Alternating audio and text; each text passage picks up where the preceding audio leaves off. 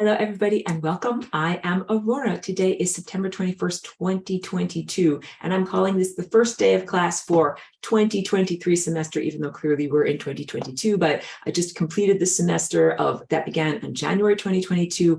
Welcome, welcome, welcome. I'm so excited. And for anyone who's new, I am not drinking rosé over here. I drink my electrolyte water. I feel like these sessions are marathons, so please understand that that is what I'm doing, keeping hydrated on the marathon here. I get thirsty from so much talking. First, I want to do a little bit of quick light housekeeping. Let's call it. What are some fun and exciting things that I've got to share with you? One is a project. Here's more people tuning in. It's fantastic. One is a project that I'm doing on Kickstarter. What is Kickstarter? It is a crowdfunding platform. And what you do on there is pledge or fund or be a backer, quote unquote, for a project. So I got this idea right before I moved from San Diego. And it was that I wanted to go back into my old original notebooks. Hi, welcome, Martine. So good to see you.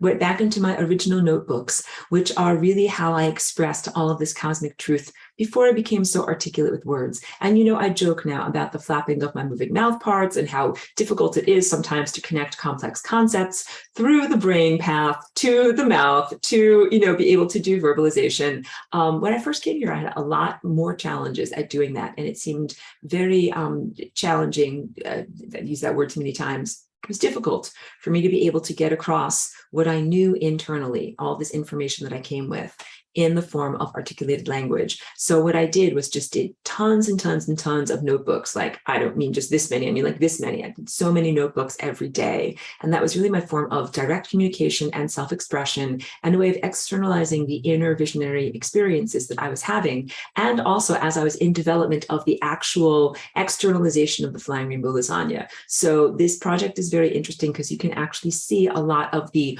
early lasagna sketches. It's like basically from the first 2 years that I was here as a walk-in in this body. I did a lot of sketches before I made my first sculpture because I had the concept inside of me, but I had not yet externalized it. And I had to do a lot of, imagine like squinting. You're kind of looking at a landscape. You can't quite see what's going on, kind of looking. I was like squinting internally at what was inside of me. And so this was really my process of being able to take those concepts that are inside and then again, manifest into the outside, which is a big part of what lasagna is all about. So I was thinking about the best way, most doable or accessible way for me to be able to share these early drawings because with everyone, because if I do like a piece of paper, a print, whatever, a tapestry, you get one picture. But so I decided to do a deck of cards. And it's not like a tarot deck or an oracle deck or something like that. It's just cards that have images on both sides that I was able to take pictures and Photoshop them from all of my notebooks. I chose the most salient imagery that I felt like would get across communication. It does not have a book of interpretation. It is simply the raw information that was coming from me at that time. And now I'm curating it, giving you what I consider to be the most, important or relevant or salient images. And again, I'm totally impressed when I go back into those old notebooks. I'm like, wow, this is what I was drawing when I first came here. And going back into that mind state, my mind state was just very pure. I didn't really know anything about human culture, didn't really know anything about so many of the challenges and dysfunctions of this world. I was just like, I am just going to make these drawings and show people everything that I knew to be true. So that is really this very beautiful bubble of energy that is around this project. So it's like a deck of cards, like 52 cards that have 110 images taken from my original sketchbooks. My purpose and my intention is simply to share this as a message with humanity so that you can learn more and, know more, having like a viewpoint on my perspective. And yes, so the idea on Kickstarter is that I have a goal of how many supporters or how many decks of cards I would like to sell, reach that goal, and then I'm able to put that on into my printing costs. So this is an invitation to participate by supporting my project. So that's what I've got. And I will always include the link probably like for the next month because I literally just started that campaign. But that's exciting and it's a way of reaching a broader audience. And so if you are interested, and it is a wonderful way of supporting my artwork. And also, I think, let me go into this. Actually, while I'm on this, I have a video on YouTube that actually shows you a lot of these images. But let me do just a quick little share screen and just give you a little bit of a sense, because some of these I use in class, but some of these you have never seen before. And now you get where they come from. So here's just a couple quick, and you can check out the video that I have on YouTube. Like I use this image a lot in class. Ooh, that one just took a long time to come up. There's a lot. Many of them are done in pencil. Not all of them are in color. Not going to go through all of them, but I just wanted to do this as a little bit of housekeeping to tell you what's going on. So that's an exciting new project. These are some of the earliest lasagna sketches. Okay. Exciting new project. That's Kickstarter stuff. What's another exciting new project? What is new since last semester? I've compiled all of my weekly live lecture notes into a PDF or an ebook that you can all access as part of this class. So if you've already enrolled, if you've already either become a patron or enrolled via Teachable, or if you are on a scholarship here, first of all, welcome returning students, welcome new students. You certainly don't have to pay any additional fees for the PDF. If you are called to, gifts of gratitude or given in free will in support of the work are absolutely appreciated. So the live lecture notes will be sent out to you with each weekly Zoom meeting link, so that you can learn from your eyes. If you check out the PDF, which is in a Dropbox format right now, I also have imagery in there, which I think is quite, speaks a lot in terms of more than just words. So what are the different neural pathways that people use in order to learn? There's certainly going through your eyesight and your intellect of reading words. There's also auditory, which is what my lessons on Teachable are all about. So for anyone who's only catching these live lectures, yes, you're getting some auditory and yes, you're getting some visual, but check out the lessons that are on Teachable, because then you will be getting the full lasagna nutrients of everything that is on the plate that you can possibly learn from. And what I share here in class is always going to be a slice of the complexity of what I recorded in my whiteboards 10 years ago. And then, of course, there's also this, which is the social presence, seeing an actual person talking about things, because my whiteboards, you just hear my voice. And then also I'm going to do a lot with drawing diagrams and sharing from my paintings today also, because I try to get, and maybe I'll do a little bit of, I make it not too loud for some people, a little bit of musical sharing so that you can comprehend and understand. This is level, so PDF is new, access it on my Dropbox, contribute if you want to, read and learn more and excite more neural pathways in order to connect with this information from various different vectors. Now, let's begin. Hello, welcome, thank you so much. It is level 1, lesson 1. The name of this lesson is the chakras. If you see me looking off to the side over here, it's because I have extensive lecture notes that I rely upon in order to make sure that I'm telling you about everything that's totally important. What are chakras? Chakra comes from an ancient Sanskrit word that means spinning wheel of energy. So these are like gears or water wheels that are surrounding and interpenetrating your physical presence. Let's talk first. Let me do a little bit of just showing you pictures, because I think I joke about this. A picture is worth a million of the flapping of my moving mouth parts, right? Let me just do a share screen of my whole desktop. This part goes out of the way. This part also goes out of the way. Sorry if anyone's reading my emails. This is what I want to start with. So usually in my class sharings, here we go. I'll make that a little smaller. I hope it fits on your screen. Usually I have this painting. Oh, let me also just switch to my face just for privacy's sake. And another person's hopping on in. Usually I have this painting, which is oriented this way in imagery, because it just tends to make more sense, where you're thinking of the red chakra at the base of your spine and the violet chakra all the way up here at the top of your spine. But I just have it, wait, maybe I can switch it around. Dun, dun, magic of computer stuff.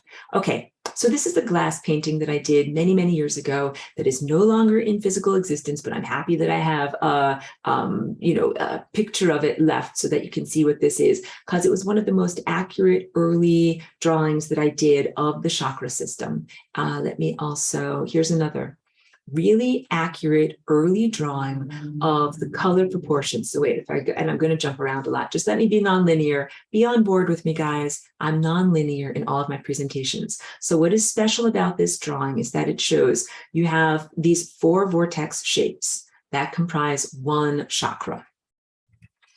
I'll switch to large screen so you can see it better, but that's what these sculptures are. These are 4 vortexes or vortices that are made out of two tori or donuts. A torus is a donut at 90-degree angles. Each one of these chakras or spinning energy centers, so like here, I'm wiggling my cursor over the one that is magenta red. Each one is subdivided into 7 layers. So the whole entirety of you as a light being, coherent light being, full spectrum being, is red, orange, yellow, green, blue, indigo, violet, 7 layers of your being. Within each one of those 7 layers, it is subdivided into 7 layers. So in the red zone over here, you've also got an orange, a yellow, a green, blue, indigo, violet. Same thing with orange is subdivided into red, orange, yellow, green, blue, indigo, violet. So each one of these is a fractal of the larger version. What do you want to define what fractal is?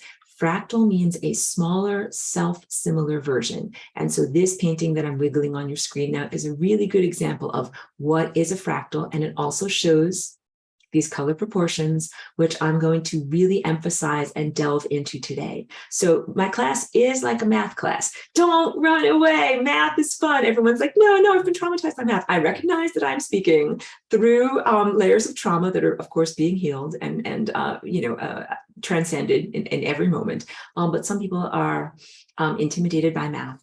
I say, don't worry, I make the math very accessible, and I use visualization and auditory understanding in order to make it more accessible than merely just the intellectual comprehension. This is a fractal because you have this larger red circle, and then within there you have a smaller red circle, and then within there you have a smaller red circle. So the definition of what a fractal is, if you thought of a person that has one of those print your own shirts with a picture of themselves on it. So a person is wearing a shirt with a picture of themselves on it. And in that picture on their shirt, they're wearing a picture of a shirt with themselves on it. And then inside of that picture, they're wearing a shirt with a picture of themselves on it. It's a tiny, smaller version of the same thing. Nested, self-similar objects or arrangements. That is what fractal is. Let's go to some more here. This is, and I'm good. My annotation just came up. So this is another really wonderful, accurate depiction of what the energy centers of the body look like.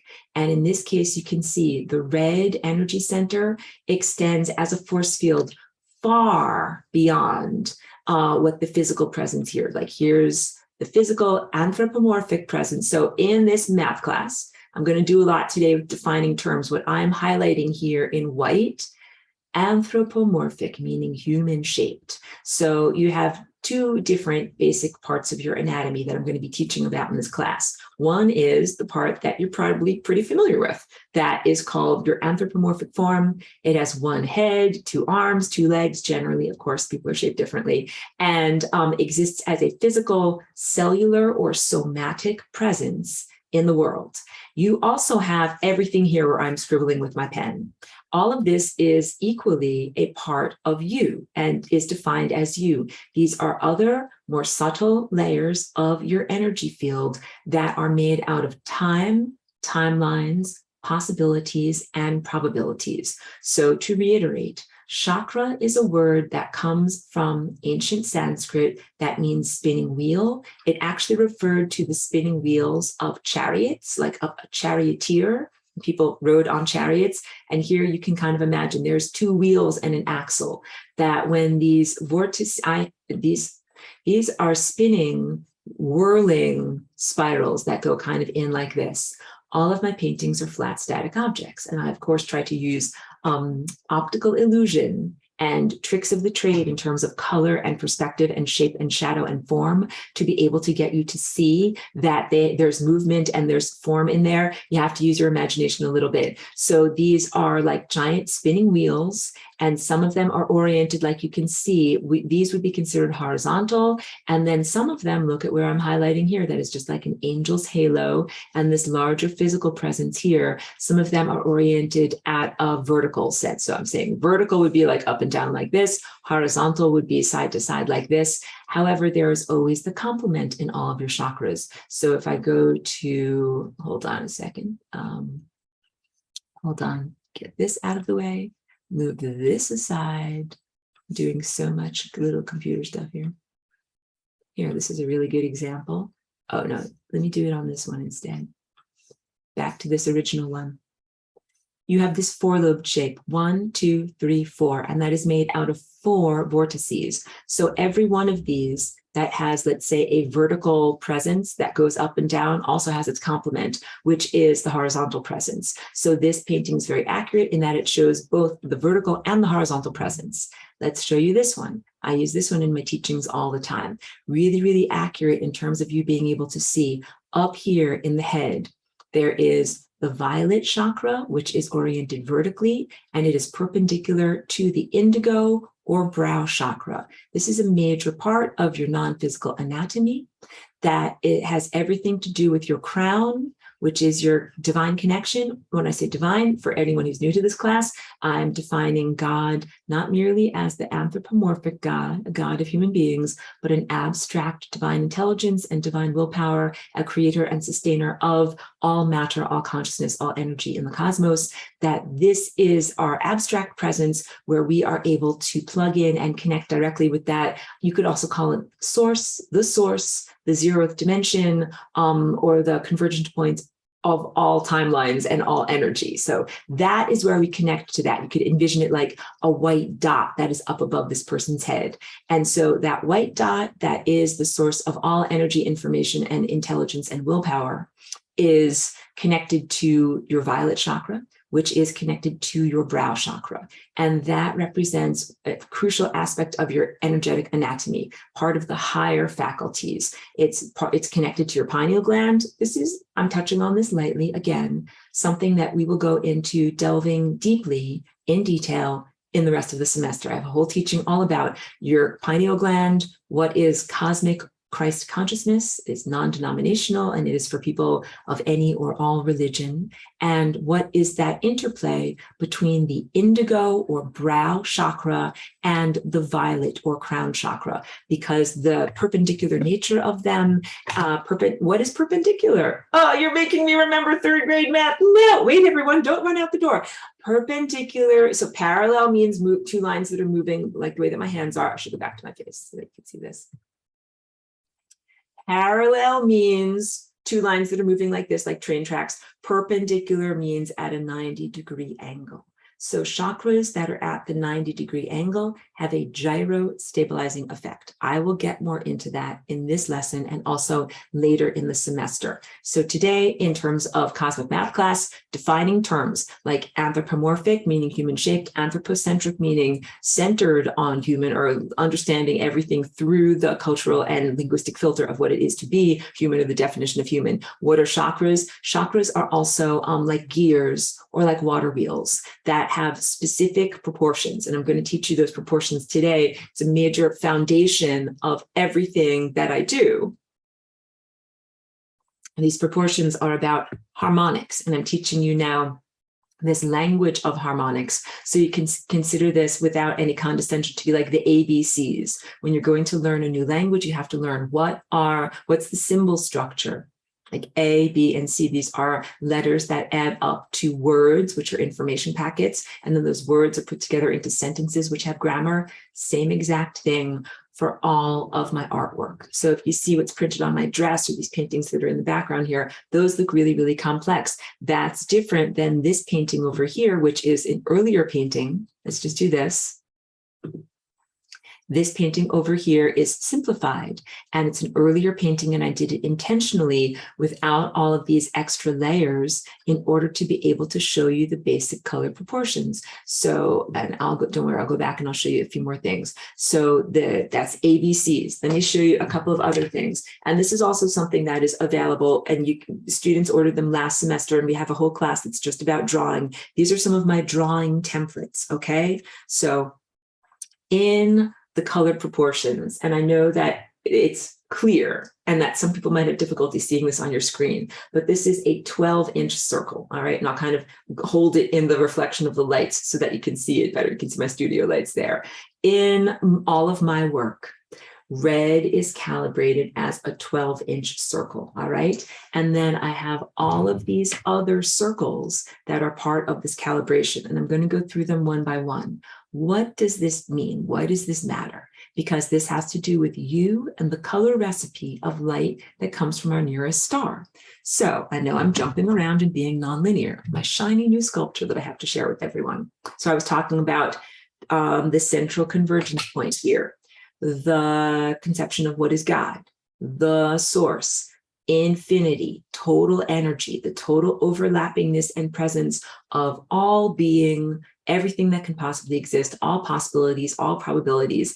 That's what I'm pointing to in that magic little spot. We're going to talk about this spot in class a lot also. That spot is also exemplified in the sun that's in our sky. Sun is one of many stars. Stars are like these portals or singularities or convergence points, and we are calibrated as emanations from our nearest star. So our nearest star to this planet is named Sol. We are in the solar system. The light that comes off of our star here has a particular color recipe. We could say that recipe is like cake. What is the flavor of cake that comes from our particular sun? So we have calibrated, like if you look on the wall over here, pointing with my finger here over here, where my pen is pointed, that we look at that, we say that color is white.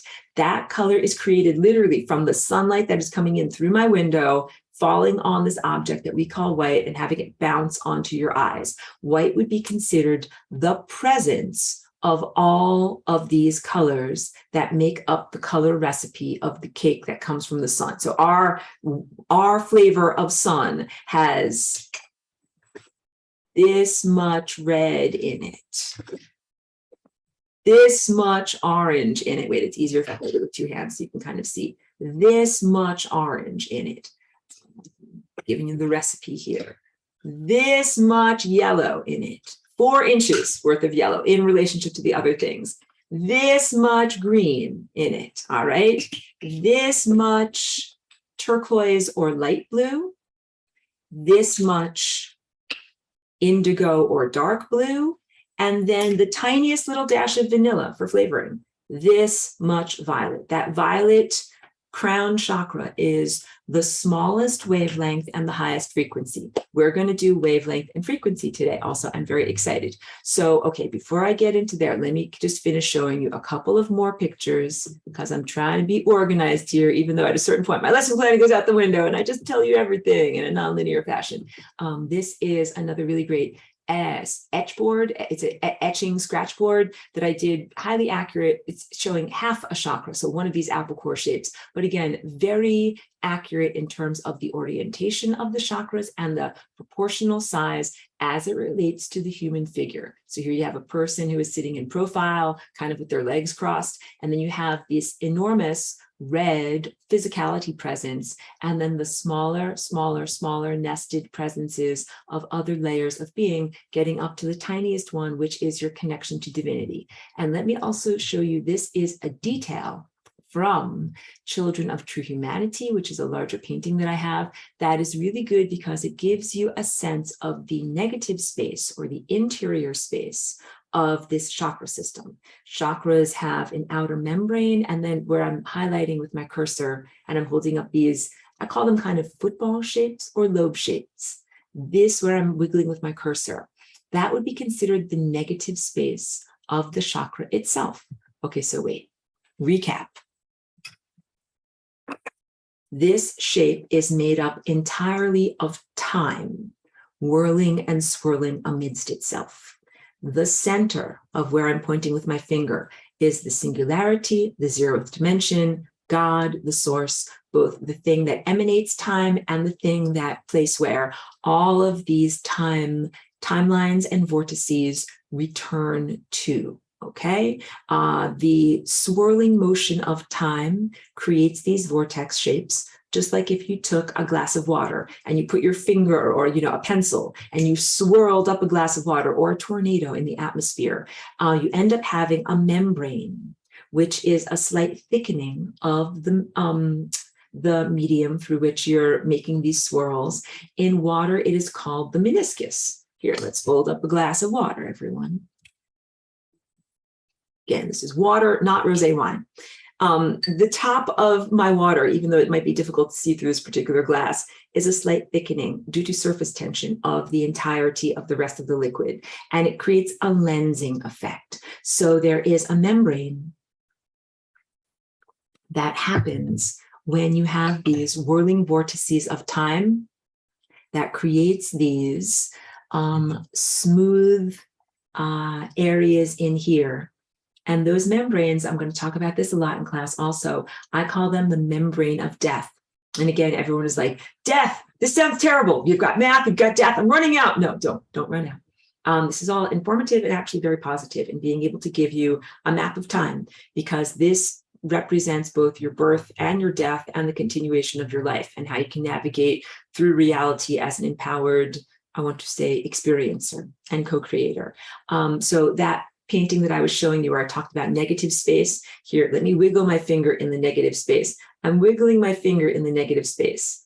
Wiggling, wiggling, wiggling. Negative space in this case does not mean bad, wrong, or evil. I'm talking about it like in the sense of art class. You have the positive space and the negative space. So if I hold up my glass is the positive space, and the negative space in my glass is the place where you can actually put the water. You got it? So you have in the creation of these chakras a spontaneous whirling and twirling of time amidst itself that creates both a positive presence, a positive space. That would be considered where I'm wiggling my finger now, time and the stuff that we're experiencing in life. Then there would be the negative space. This stuff over here, the stuff that is complementary or an emptiness that is not part of where our energy is flowing, positive and negative space. So now I bring up this. I won't call it a famous sculpture. I will say that this sculpture has been with me for 10 years. I made it out of kids' clay. It absolutely has stuck together for a very long amount of time.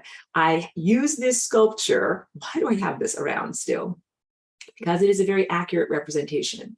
So in all of these paintings that I'm showing you, you'll see this four-lobed shape. And like, I counted out on that big glass painting. Let's count it out together. 1, 2, 3, 4. But that's because when I'm showing you a two-dimensional representation of these shapes, I'm only able to show you two-dimensional information. But this is a three-dimensional object. So I'm showing you like a cross-section and you're seeing the front, but you have to comprehend and internalize the truth that there is a back, unseen portion of what's in existence when you see the sculptural form. So this is actually an 8-lobed shape, counted out together, 1, 2, 3, 4. And then what I'm holding on to with my fingers back here, 5, 6, 7, 8. That is the true shape of the negative space of a chakra, all right? And this absolutely, and we'll go into a more detailed teaching of this later in the semester, relates to the flower of life. And the most accurate presentation, I'll just do this very quickly,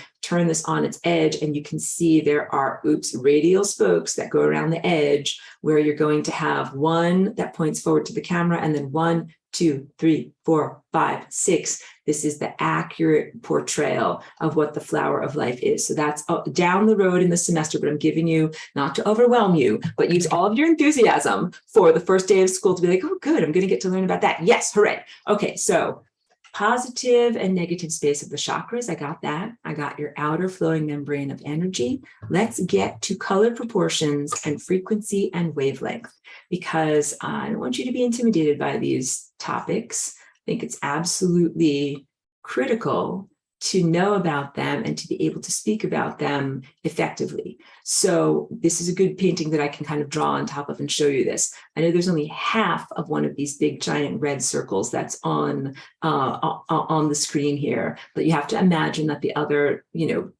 part of it is just going off the screen over here. Frequency and wavelength. Let's imagine first that like this is a beach, right? And here's ocean waves that are coming to the beach and they crash on the beach. And then here's where people lie on the sand over here, all right? Let me get the right colors. Frequency and wavelength. Here is a red wave. There's one big giant red wave. It's so big and giant and it gets to the beach. That is a frequency of 1 and the wavelength is very large, all right? It is the largest, slowest wavelength. And this is the color recipe for the flavor of cake that comes from our sun. In the same amount of time that you can have one big giant red wave crash on the beach, you can have 2 orange waves crash on the beach. It is half as big, so the wavelength is smaller, the frequency is higher, it's moving faster. Smaller wave, moving faster. Then there are 3 yellow waves that can crash on the beach in the amount of time that it takes to have one big, giant, long, slow red wave crash on the beach. And there are 4 green, let me draw this properly, I'm trying hard. 1, 2, 3, 4 green waves that can crash on the beach in the amount of time that it takes for one big, long, slow red wave to crash on the beach. Let's do it. I don't know if I have, do I have? Yeah, here's a light blue. Light blue, we've got 5. 1, 2, 3, 4, 5. 5. Smaller wavelength, faster frequency. Let's do indigo.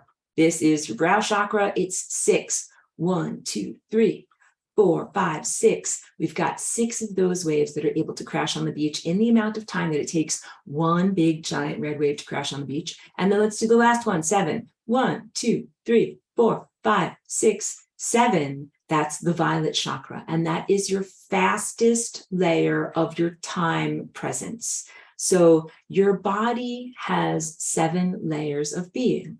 First of all, I also want to clarify, like I do in the online Teachable class, the red that I use in my paintings is much closer to magenta. And that's because that is the truer color of what red is, not a fire engine red. I don't know what fire engines are like in every country, but in the United States, they're almost always a very bright, like poppy or cardinal red. And this red that I choose over here is much more of a pinkish magenta. And that is because when I'm talking about these colors, I'm talking about pure light. And I'm going to do color theory for you too. We're doing a lot today, guys. I'm going to do color theory in sharing with you the contrast between additive color mixing and subtractive color mixing, because this has to do with the recipe of white light. So in order for all of these colors here to add up to white light, like here's a brilliant sun over here, right? Like with rays coming off of the sun.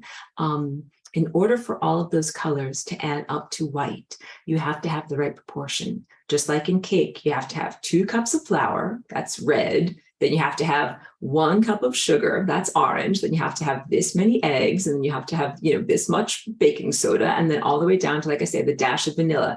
You can't have 5 cups of vanilla and then make a cake. That's not going to work. You guys know what I'm talking about here. So the color proportion matters a lot.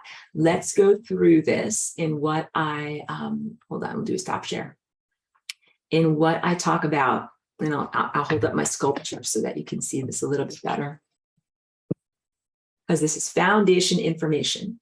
Why rainbow? Rainbow everything. Rainbow aurora. When I go to the laundromat, well, I don't go to the laundromat now, but when I have gone to laundromats, it's all rainbow swirling around. You know what I mean? Everybody can tell. Everything that's rainbow is aurora stuff. Why the obsession with rainbow? And the answer is not just because it's cool or pretty or decorative.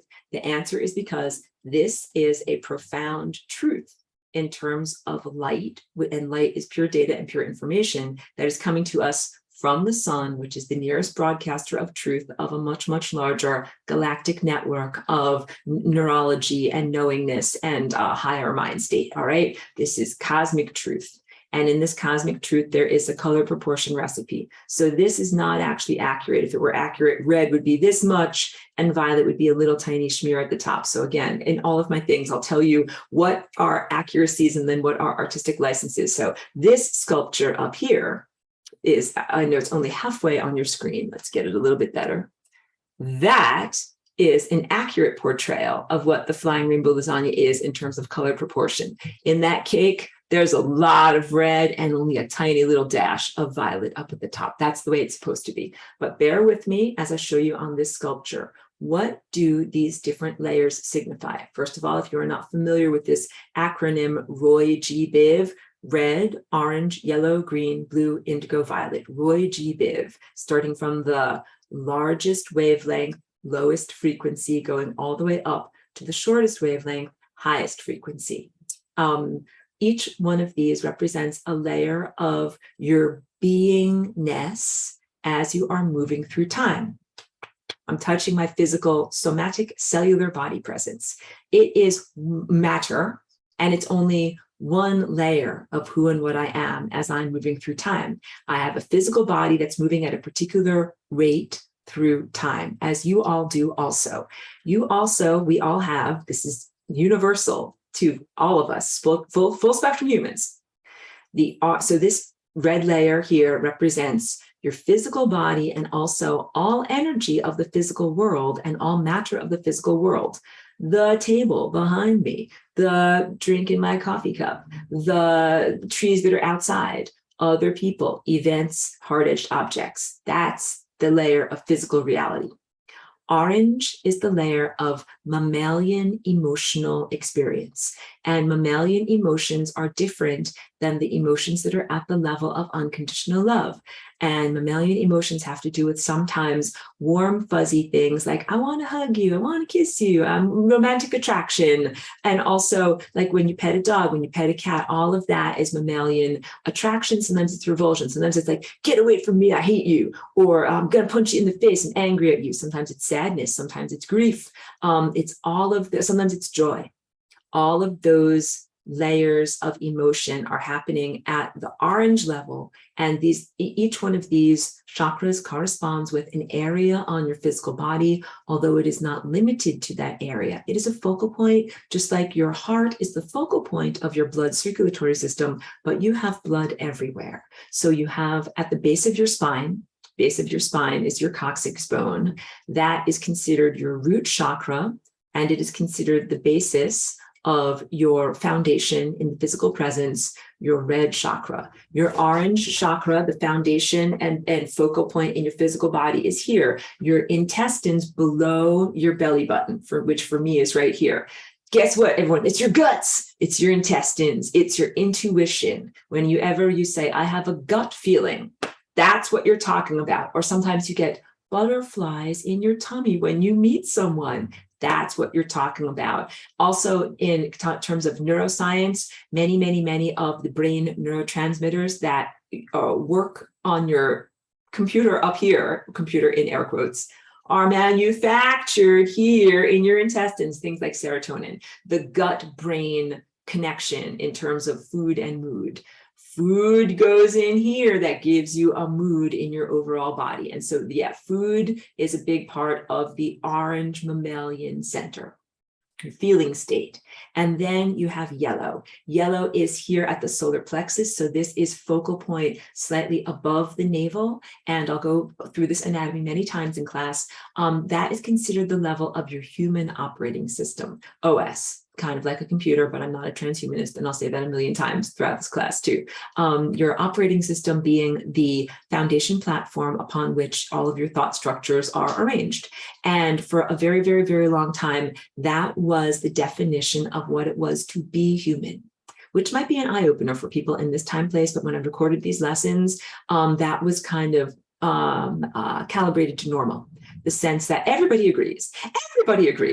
A human is defined as a physical body, right? I can touch the physical body with some emotions, like everybody's felt at times anger, sadness, hatred, or maybe joy or sexual attraction, and then a little bit of cognitive ability on top of there. I call it jokingly a thin schmear, like a little bit of cream cheese on top of the top of your bagel. Let me draw this out for you in terms of evolutionary biology. Don't run out the window because I said evolutionary biology. I'm making it fun. This is your cerebellum. This is your brainstem. That is known as your reptilian mind. This over here is like the basis in your neurology of what developed very first, and it's also the basis of the neurology in terms of what developed when you were gestating in your mother's womb if you came in as a conventional birth, not as a walk-in like me. This represents the aspects of your neurology that take care of basic biological keeping your body breathing, keeping your heart rate going, autonomic body functions, as well as basic survival traits. The hallmark of the red layer is I exist, I don't kill you to stay in existence. Can I eat it? Can I have sex with it? That is pretty much the mind state, is pure survival. There's nothing wrong with that. In our evolutionary biology, we have on top of there another layer of neurology that is the mammalian cortex. And that has to do with your emotional centers, various different glands that are within the area of your head and your brain that regulate feelings. Like your amygdala is associated with fear, and there are other ones that are associated with, sensory pleasures and bonding, like pair bonding, that hugging, kissing, good feelings that you get from that. A lot of that has to do with hormonal and gland structures that are part of the mammalian level of the brain. This mammalian level of the brain mitigates the desires to simply kill, eat, or have sex with anything that is available in reality at the red layer. The red layer is sometimes known as the reptilian layer. There's nothing wrong with it, but the idea is that as you grew and evolved as a species, that you developed this other layer that mitigates those most basic survival desires and needs. And I describe it like this. At a certain point, everybody is going to find a task that is too difficult for them to do on their own. The red layer is like, I'm looking out for number one. I joke in my tough guy voice. I'm looking out for number one. I'm doing it all on my own. But at a certain point, looking out for number one means you're going to find there's a boulder in the middle of the road that is way too heavy and difficult for you to lift. You can't get past it. You can't do anything about it. Then what you are going to do is you are going to need community. And that is working together with others.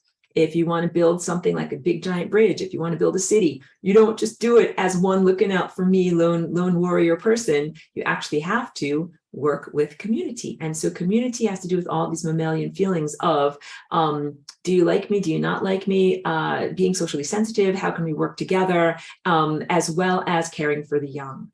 And then on top of that, in terms of the formation of your physicality structure of your brain, now I'm making this very bumpy, convoluted, wrinkled surface. That is the yellow surface that is known as the cerebral cortex. And that is what is defined by humans as thought structure. Even though these other layers involve thought structure, this would be considered conscious daily waking intellect, ego thought structure, and also verbalized thought structure. And as a brief aside, humans are not the only animals that have this highly convoluted surface area of the brain that allows for complex connections of neural activity and complex higher functionings of the brain. So basically, how wrinkly your brain is determines how complex your thought structure can be due to all of your neurons kind of sticking out like in array, and then they all touch on that convoluted surface area. And the more that you have of them,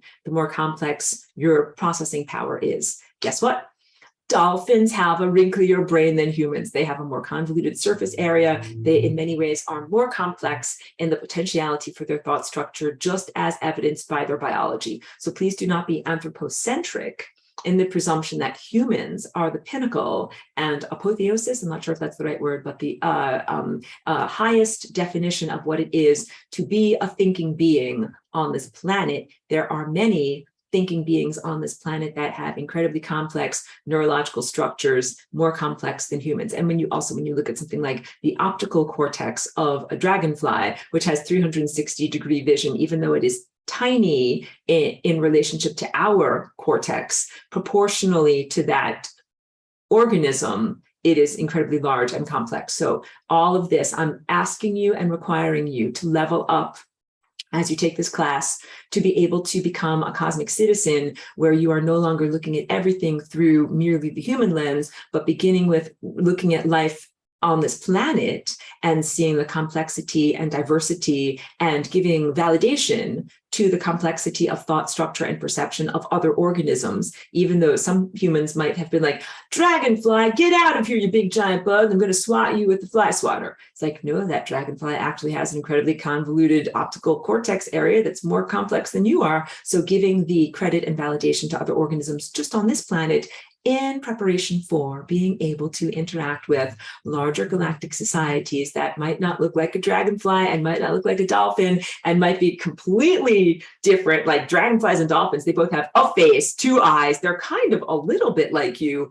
You have to get ready to be able to interact with beings who are completely look nothing like you, and to be able to respect them and develop a rapport with them. Again, mammalian cortex. At a certain point, you as species are going to find a boulder that is too heavy for you to lift on your own. You're going to have to work together with others. You're going to have to learn how to mitigate your anthropocentric human desires. Boom. So the basic human neurological structure: body, emotions, thin smear of mind on top of that.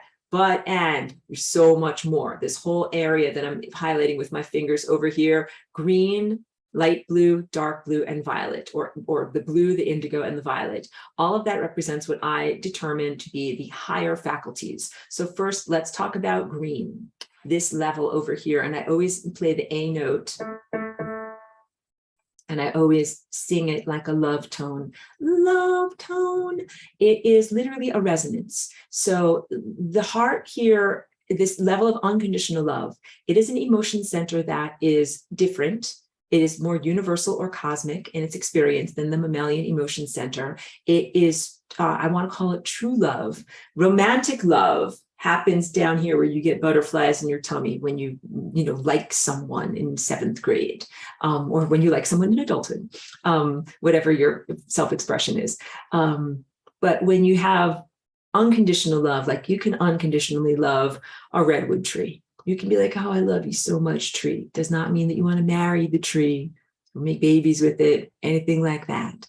It means that you have a respect, a rapport, an equal giving and receiving. The love tone is made from literally an equal giving and receiving of energy as you move through time. So if I give out 10 units of energy and receive back 10 units of energy, I am making the love tone, and it is a sustenance, like a vibration or an oscillation that literally sustains you and sustains all life all around you. That is our true basic nature and true basic state. We are, by nature, your operating system is OS love. That is who and what you are. So I have to say that because for a long time of recorded human history, as humans were defined only as this lower self, lower not meaning less. So big, negative space does not mean bad space, it means negative space. Lower does not mean less. Lower means, let me play the lowest note on my piano. That's a low note, but not a bad note.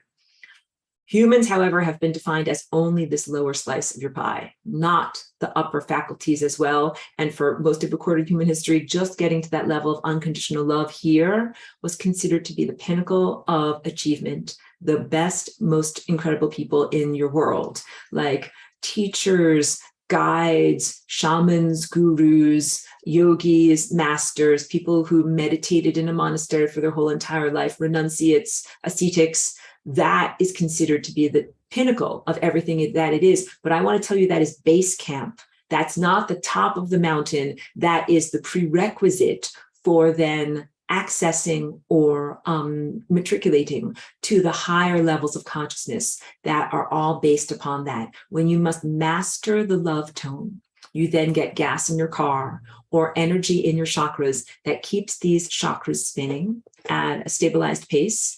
And spinning at a stabilized pace means these chakras are kind of like bicycle wheels, or I said like charioteer wheels. When they're going fast, you're going down the road, nothing's going to knock you over. If you go slow, the bicycle starts to kind of wiggle waggle. So the goal is to be able to have enough energetic momentum in the spinning of these chakras to be able to maintain a steady flight through time.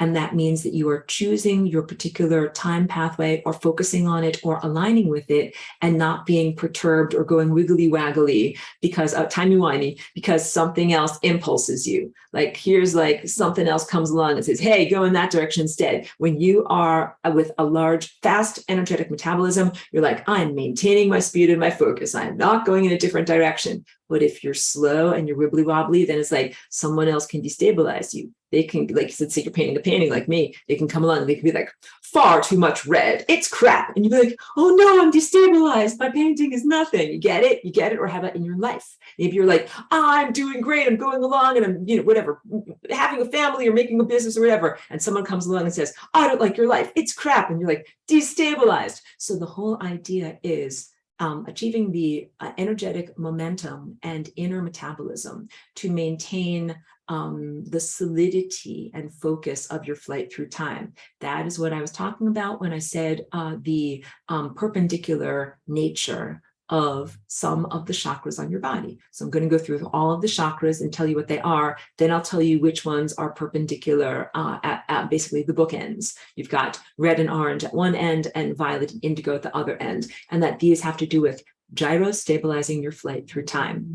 So this green level is like the pivot point or the meeting point between what has formerly been defined as your lower ego self and contrasting with your higher self state. But when you become a full spectrum human, which is what I'm encouraging everyone to do, this class is all about, what I've been teaching about for so many years, is you claim all of these layers of your being as the real you. So no longer this artificial sense of bifurcation, which happened due to actually an implantation at the level of the OS, the implanted human mind verbalization that basically says, here's my ego. My ego is named this. This happens when you're in early childhood development. You're like, someone says the word, whatever, Chris or Marie or Charles or Martine or Melissa. Like I'm reading the names that are across the top of my screen here. And also don't be insulted if anybody's catching the archive and I don't read your name.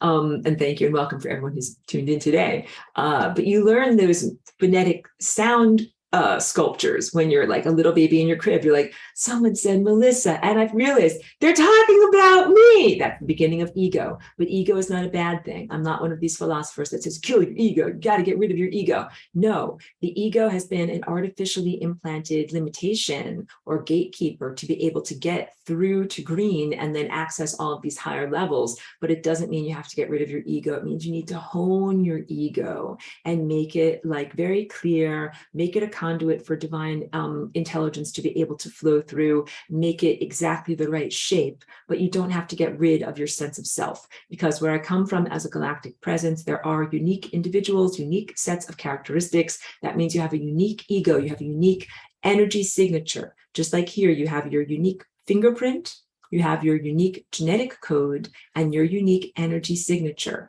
And that's like saying the sun has a recipe of cake that is the flavor of light that comes from this sun. It's not the same as the light that comes from the star Betelgeuse, or it's not the same as the light of the star that comes from the group of stars, the Pleiades. Those are different stars and they have literally a different spectrum of light and color recipe. So your uniqueness, your unique set of characteristics, your unique color recipe of you is absolutely celebrated and recognized in the cosmos. You don't get rid of that.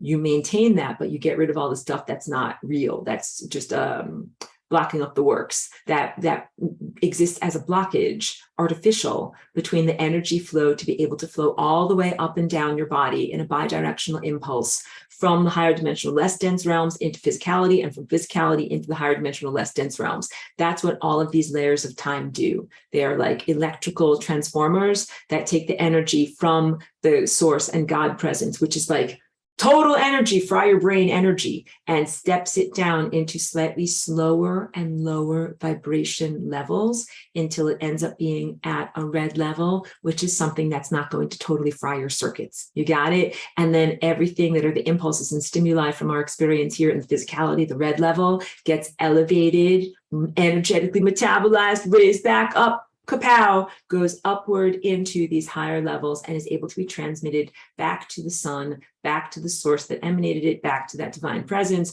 in order to say, hey, this is what it feels like for me. I'm a fish swimming in the river of time. That's what all of this feels like to me. So the blockades of the ego are removed so that there's this effective bidirectional communication. That's the joining together of the lower self and the higher self. And that is truly the moment that we are in, the cosmic moment, in terms of human evolution and spiritual development. So human history did used to define the highest potential of humanity as getting to the level of unconditional love, not even really recognizing all of these psychic powers supernatural powers and gifts that are the higher faculties up above there. But I'm telling you that that is absolutely your birthright.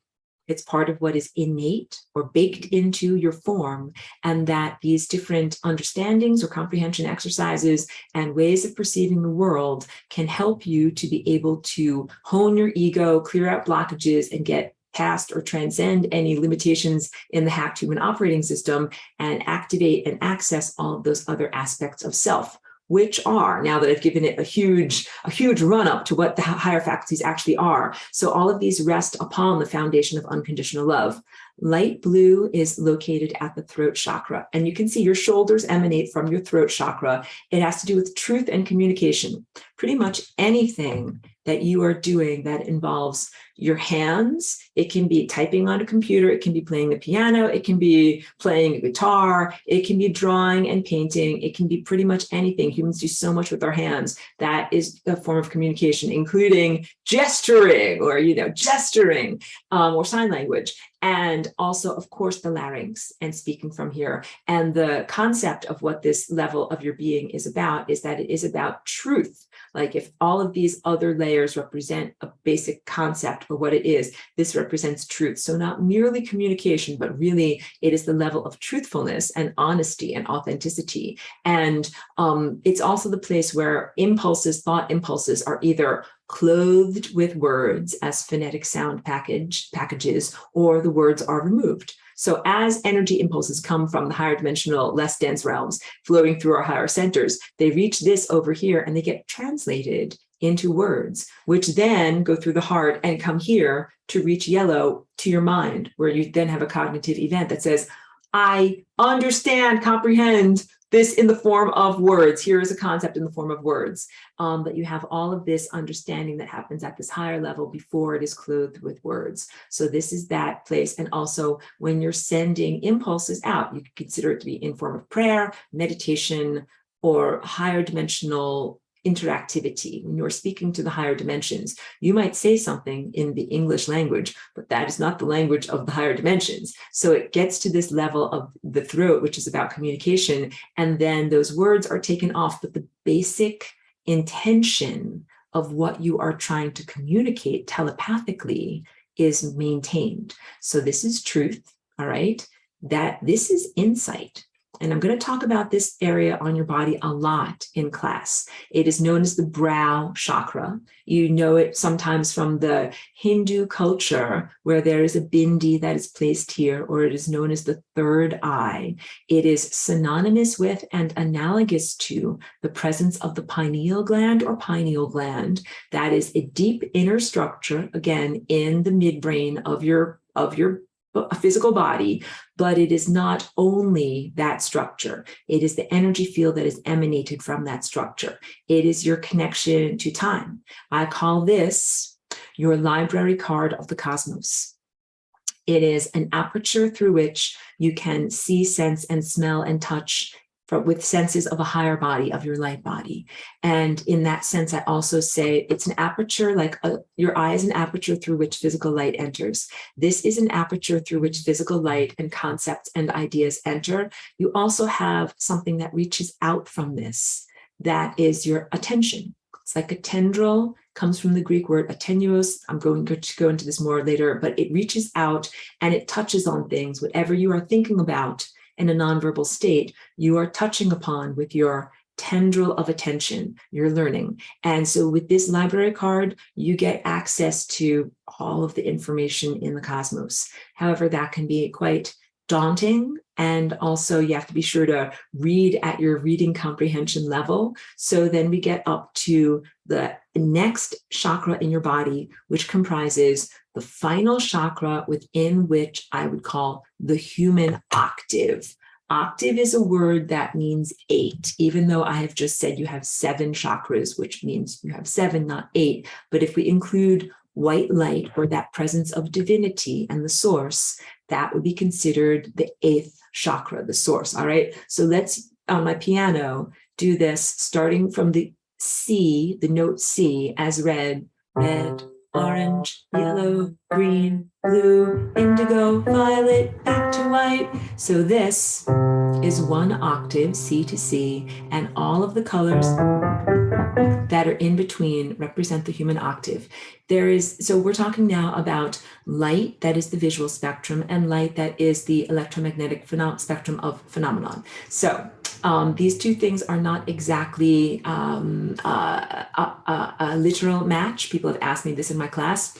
They want to know if the color proportions that I'm teaching you have to do exactly with the color proportions that are in the Hertz measuring system of light that is coming off of the measuring wavelengths that are coming of the light, physical light off of the sun. The answer is no, because I will tell you this. So what we are able to perceive with our eyesight and cortex that's here in your brain is only a small portion of the frequency pi, a slice of the frequency pi. There's actually, so that's like this much. You can perceive this much, you get a tiny little slice of pie, but there's an enormous giant amount that is both below what you can perceive with your eyes, and that is considered infrared and lower. We experience that as heat, and also an enormous amount that is experienced above what we can see with our eyes, and that is ultraviolet, and all the way into the X-rays and super fast, very, very, very tiny waves that exist at that level. So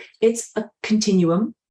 Very, very low waves up to very, very high waves. And if you can even hear that one on your, it's so tinkly, it's so fairy. Hold on. That's the entire spectrum of what electromagnetism can be in the physical realm. We only see a little bit of it. However, when I'm talking about the light of your light body, I am talking about light that you perceive with your inner eye. This is the higher faculties. So for a very long time, humans have been cut off from their higher faculties. Humans have not been able to see effectively, utilizing this inner eye, which is also your eye of imagination. I call myself a visionary artist because literally all of these paintings and all of these sculptures and drawings and diagrams that I do have to do with what I see with my inner eye. I got my library card from the cosmos, and then I'm guided by the cosmic librarian that told me to do first, look into, let's just get a simple painting over here. First, cosmic librarian is like, do this painting. Do this painting, just learn the basics. And then the cosmic librarian is like, now check out this painting. And then the cosmic librarian said, hey, now check out this painting. And then let's go to some more complex ones.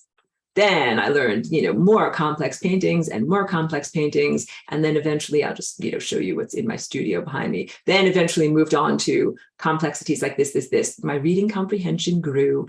And so when I'm talking about this type of light, first of all, this light that I perceive with my inner vision, the colors are spectacular. They are brighter and more vivid than I can, more saturated than any paint that I could find in physical reality. So as a brief aside, like when I first came here as Aurora, I was getting all these different types of acrylics, watercolor paints. I'm like, none of these paints are bright enough. None of these paints are vivid enough to really show what this inner world is like. It's more like neon, like plasma. Neon light is plasma light, basically. That is how bright and profound and saturated these lights are. So what I ended up doing was developing my own formula of paint. That's what these newer paintings are from like within the past, 15 or 14 years, that I would get separate liquid pigments and put them together with clear media, clear bases, to be able to make them like as bright as I possibly could. So I still work on these levels of accuracy. And of course, if you could paint with pure light, that would be the most accurate. So when I talk about the color recipe of light, this is actually a good segue. What I'm talking about is additive color mixing. When I mix paints for my paintings over here, like you guys know, like yellow plus blue makes green, right? And that's a truism in the world of pigments. When you are mixing with pure light, the rules of light and how it works are different. So if I just took, I'll just explain it with words. If I just took all of the paints in my studio and mix them all together in a giant bucket, you would get like blackish brown. You would not get white light. However, in your being, the layers of your being, when you add together red plus orange plus yellow plus green plus light blue plus dark blue plus violet, equals white light. That is additive color mixing. So what we're talking about is more along the lines of if you do an experiment with a prism, like a triangular shaped refraction device, or a crystal, like I have many different little crystals that I hang in my windows, and these little disco balls in the afternoon when the light comes through them, it splits apart the light into all these beautiful rainbows all around. If you take all of those beautiful rainbows that have been refracted from the primary ray of white light, and you then re-refract them and focus them back into their original form, you get white light. So that's additive color mixing. You're taking all of the different sizes of wavelengths of these various different colors and making them all focus and nest back together so that they make the color white. And we calibrate to white as being the primary color from our star. That is considered to be like the basic nature of our eyes. Like we look at, like you look at this color over here, you say that's white, and then you calibrate everything else that you see relevant to that. You're like, and then that's going to be yellow, and then that's going to be orange. So you can do this experiment sometime if you ever stand in a parking lot that is lit with nothing but sodium vapor lights. Those are those kind of pink street lights. If you are wearing a white t-shirt and you stand underneath sodium vapor lights, your t-shirt will literally look pink.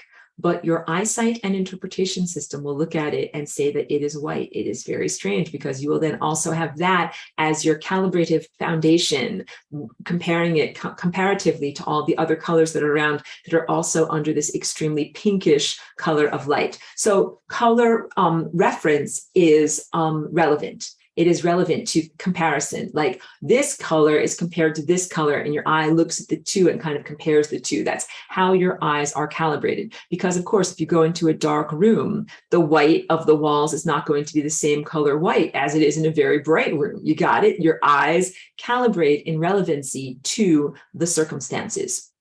But the basic truth of additive color mixing is that when you take all of these layers of who you are and add them up, it all adds up to that God consciousness, divine character or divine ego, the source. I also call it the zeroth dimension, which is another aspect of this teaching that I'll talk about a lot throughout the class. It is the convergence point. It is the singularity, but not the transhumanist singularity. So it also adds up to the sun as being our local representative of that level of consciousness. So that's additive color mixing, which again is different than working with physical pigments, which is what most artists do when we mix paints together in order to make something like the color of skin or the color of a rose. Different formulae go into subtractive color mixing than additive color mixing. Okay, so let's go back and let me continue with my beautiful templates here. The proportions of light, the color recipe is always going to be, if we say red is going to be the biggest, and in my circle here, this is calibrated at 12 inches, because I'm an American and we deal with inches and we're very silly and we don't use the metric system. But if you are from one of those sane countries that uses the metric system, you can calibrate to 12 centimeters, or you can make up your own unit of measurement, or you can use cubits, or you can use whatever, the breadth of a hair, whatever feels the most comfortable to you, as long as you are consistent with what you do. So I start off with 12 units. This is 12 inches, and that counts as the largest. It's like calibrating this to 1. First, I should say this. Red is always going to be 1. Orange is always going to be 1/2. Yellow 1/3. Green 1/4. Blue 1/5. Indigo 1/6. Violet 1/7. Aurora, that's too many words. What does that mean? Show you with pictures. If there's one red, I hope you can see it here. This is my orange, 2 orange fit within 1 red. Here's 1 orange, here's another orange, boom, 2 orange, boom, boom. All right. 3 yellows fit within 1 red. 1, 2, 3. Got it. And this is going to be a homework assignment for anyone who wants to do the drawing exercises later in the semester. And I did this as part of the waves crashing on the beach. 4 of these. 1, 2, 3, 4. Those are 4 green circles fit within 1 larger red circle. 5 turquoise circles. 1, 2, 3, 4, 5 fit within one larger red circle. 6 blue circles fit within one larger red circle. And 7. That was a 6, 7 that we're supposed to hear there. 7 of these tiny little circles fit within this larger red circle, okay? So in my paintings, anywhere in my whole entire studio where you see this, if you see a 12-inch circle, it's always going to be calibrated as red. And anywhere in any of my paintings, if you see, where's my proper one? If you see a 1.7-inch circle, that is always going to be calibrated as violet. And that's something that I've just been consistent with throughout all of this adventure of painting and being a visual artist. That's literally the color recipe. Okay. I know that's a lot. Wait, everybody take a moment, like we're on a marathon here. Drink some electrolytes, get going.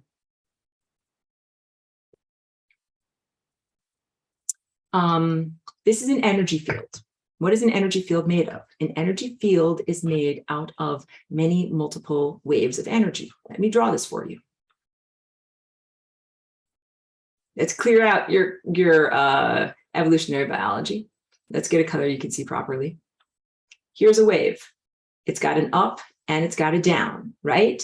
If you have many, many, many waves together, you end up having a field, a force field. And that is what these chakras of your body are. They're in the basic sense, the most reductionist sense, they're a set of figure 8s like this that are put together. I'm going to draw now, but it's through the magic of perspective. It's going to look a little weird, but they go around like this, like this, like this. And some of them go forward and backward like this. Now let me show you the actual physical sculpture. So you have many, many, many of these waves that get together to form a force field. That's what this is. You can see there's a figure 8 that goes like this, and there's a figure 8 that goes like this, forwards and backwards through your screen, and many, many, many other that go all the way around in the complete 360 of this shape. That creates an energy field. This is a force field that surrounds and interpenetrates your physical body. So if I go to this wonderful picture over here, that's this one. That's why I painted this one. Physical body is the anthropocentric form at the center, and then force fields of coherent light that surround your physical body and also interpenetrate your physical body. These force fields of coherent light are made out of time, timelines. Again, lines are like the waves, and then the waves get together to make a force field, possibilities and probabilities. And I will definitely talk a lot in this class, contrasting or with greater detail, what are possibilities and what are probabilities. These force fields surround and interpenetrate the physicality structure. So your red chakra, your red force field, it extends at least as far around your body as your hands stick out to the right and left of you, and around in a sphere all the way around you. It can extend as big as your house. It can even extend as big as the street that you live on. These are large force fields. You do not necessarily see them with your physical eye. You see them with your inner eye. These are things that psychics and medical intuitives are able to see and to perceive. I've already gone through a lot of what these different layers relate to. I didn't say enough about the unconditional love here. I call it the CPU, or central processing unit, for your whole entire body. That in the same way that the center of this shape has all of these energy movements, they all go through this midpoint at a certain experience in their journey. All the impulses of your anatomy all go through the heart. Everything goes through the heart. So that is really the center of your being, of all of these moving, twisting, whirling, and swirling energy patterns. They all go through your heart, the ones that are coming from the higher dimensional, less dense realms into physicality, and the sensorium that you are sending back from the physicality upward through what used to be known as the higher self, but through your higher faculties and returning to the source. Everything goes through your heart. Talked all about the different layers of what these things mean. Let's talk about the orientation of the perpendicular chakras. So I showed you on this painting over here. This one's a really good one. Let's use this one because I used it before. Here within the center of this person's head, you have the brow chakra, which is oriented horizontally, and it almost creates a lens or a faceplate in front of your face. And then you have the violet chakra that is oriented vertically, and it does create something kind of like an angel's halo up above you. Those are perpendicular anatomical structures, all right? And they act very much like, if you know what a helicopter is, helicopters have both the blades that go around the top of the helicopter, creating a particular level of lift, and also the rotors that are a set of blades that are going perpendicular at the tail end of the helicopter. And the complementary movements of these two force fields keeps the physical helicopter flying in a straight line through the atmosphere, literally.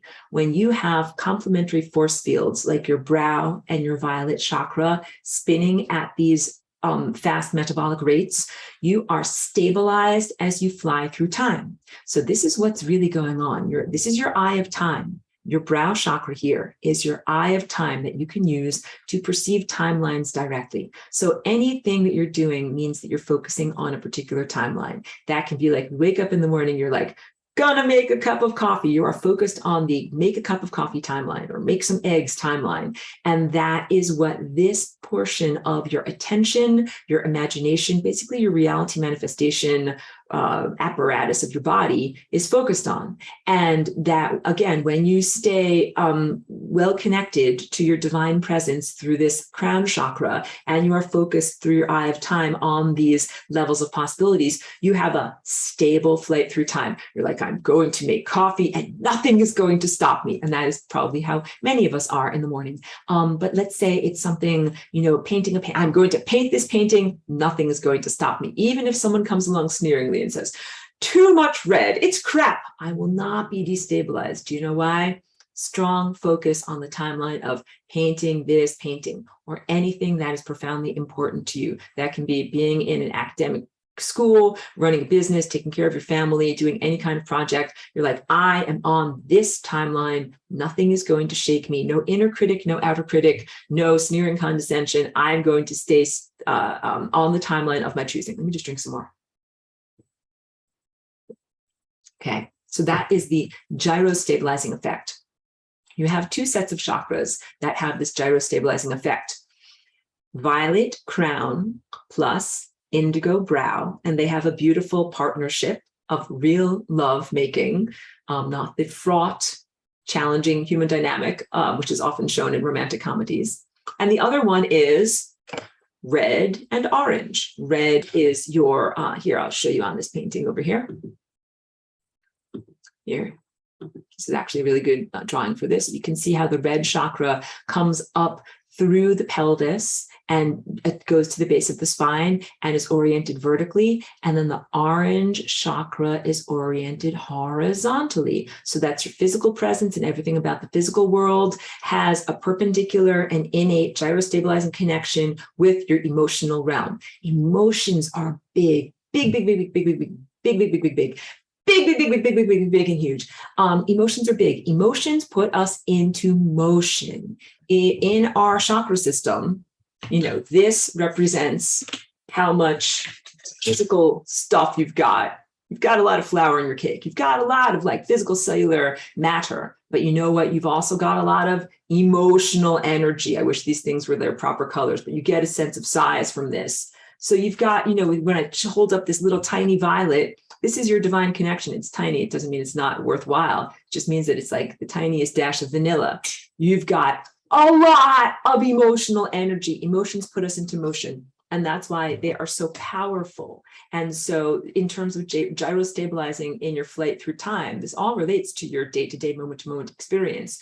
The emotions and their connection to the physicality presence has everything to do with which timeline you're actually on. That level of orange there, it's the timeline. It has to do with joy, and it has to do with, attraction, and it has to do with sometimes revulsion or repulsion. These are defining emotions. They can propel you through time, is what I'm trying to say. That emotions are very powerful and they can have a huge impact on your trajectory through time, and they propel you through time. hold on, I prepare a whole large picture for my marathons here.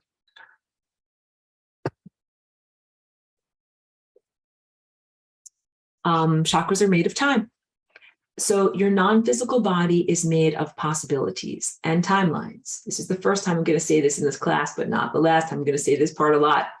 And your DNA is related to time. So I don't know if there are very many other teachers that are sharing on this level. So all this information that I give to you from my direct insight, from my eye of time, that I see it, I learn it from the cosmic librarian using my library card, and I share it with you as visionary artists. There aren't that many people that are talking about the connection of DNA as a bridge between your physical body, your somatic cellular structure that you can see under a physical microscope, and your body of pure light, which is information. So it's not the same as physical light that we see with our eyes. It's a light body of pure information, coherent light body of pure information. Your DNA has a physical structure. We can see that physical structure. It also has behavior that emits music, just like the vibrating strings of a piano. I don't have a piano with strings, I have an electronic piano, but stringed instruments emit waveforms from vibrating strings that make music. You've got trillions of vibrating strings inside of the cellular nature of your body. That's your DNA, and your DNA is not a flat, static object at all. It is absolutely a constantly moving, dancing, undulating, vibrating symphony, even within a larger symphony of life, of creative and perceptive and experiential energy. That is what ties you to or connects you to this world of pure possibility and time as it relates to the chakras of your body. So to recap and emphasize, your chakras are made of time. This shape is made, just like a tornado is made out of air swirling amidst itself. This shape is made out of time swirling amidst itself. You have this time body, then you also have this physical body, your fleshy body, right? And there's a bridge between these two bodies. And that bridge is known in this world as DNA. And it's not just the molecule or the set of amino acids. It's the fact that they are like strings or slinkies, like coiled springs that are constantly undulating and making vibrations, because this world here is a world of pure vibration. And shout out to Aurora and who I am. Most of the time, I'm a waveform. That's who and what I am as a walk-in. And I'm only here for the past 20 years or so in a physicality presence as a waveform embodied through DNA in a physicality world. Most of the time, I'm a waveform. And that's exactly what the higher dimensional or outside dimensionality existence is like. Okay. Let me get to important stuff now, because I'm going to use this drawing and this shorthand all the time in class. I get very excited on this. That was why I went slightly nonverbal for a minute. Okay, so clear this all out. Clear it out. Clear it out. All right. So I'm going to draw a cross section of that yellow sculpture that I was just holding up. This is a simplified cross section, right? Because the sculpture also has like a larger circle up here. That was a terrible circle. And a larger circle down here, but I'm going to erase those two because I'm going to just keep this super simple. And what I want to do is highlight just this portion of the time vortex that we're seeing here. So this sculpture here has 4 vortexes that make up one full chakra. But in this drawing, I'm just going to highlight the lower quadrant over here so that we can just talk about it in a way that makes sense. We're highlighting one of these. And I'm going to start off and I'm going to say that this red line that I'm drawing over here, that represents birth. That is where in this map of time you begin. So we could say that this is like year 0. And that is where these little particles of consciousness that are you begin in your flight. And now let me choose one other color here. So let's say here's that central convergence point, the 0th dimension, the source of everything that is.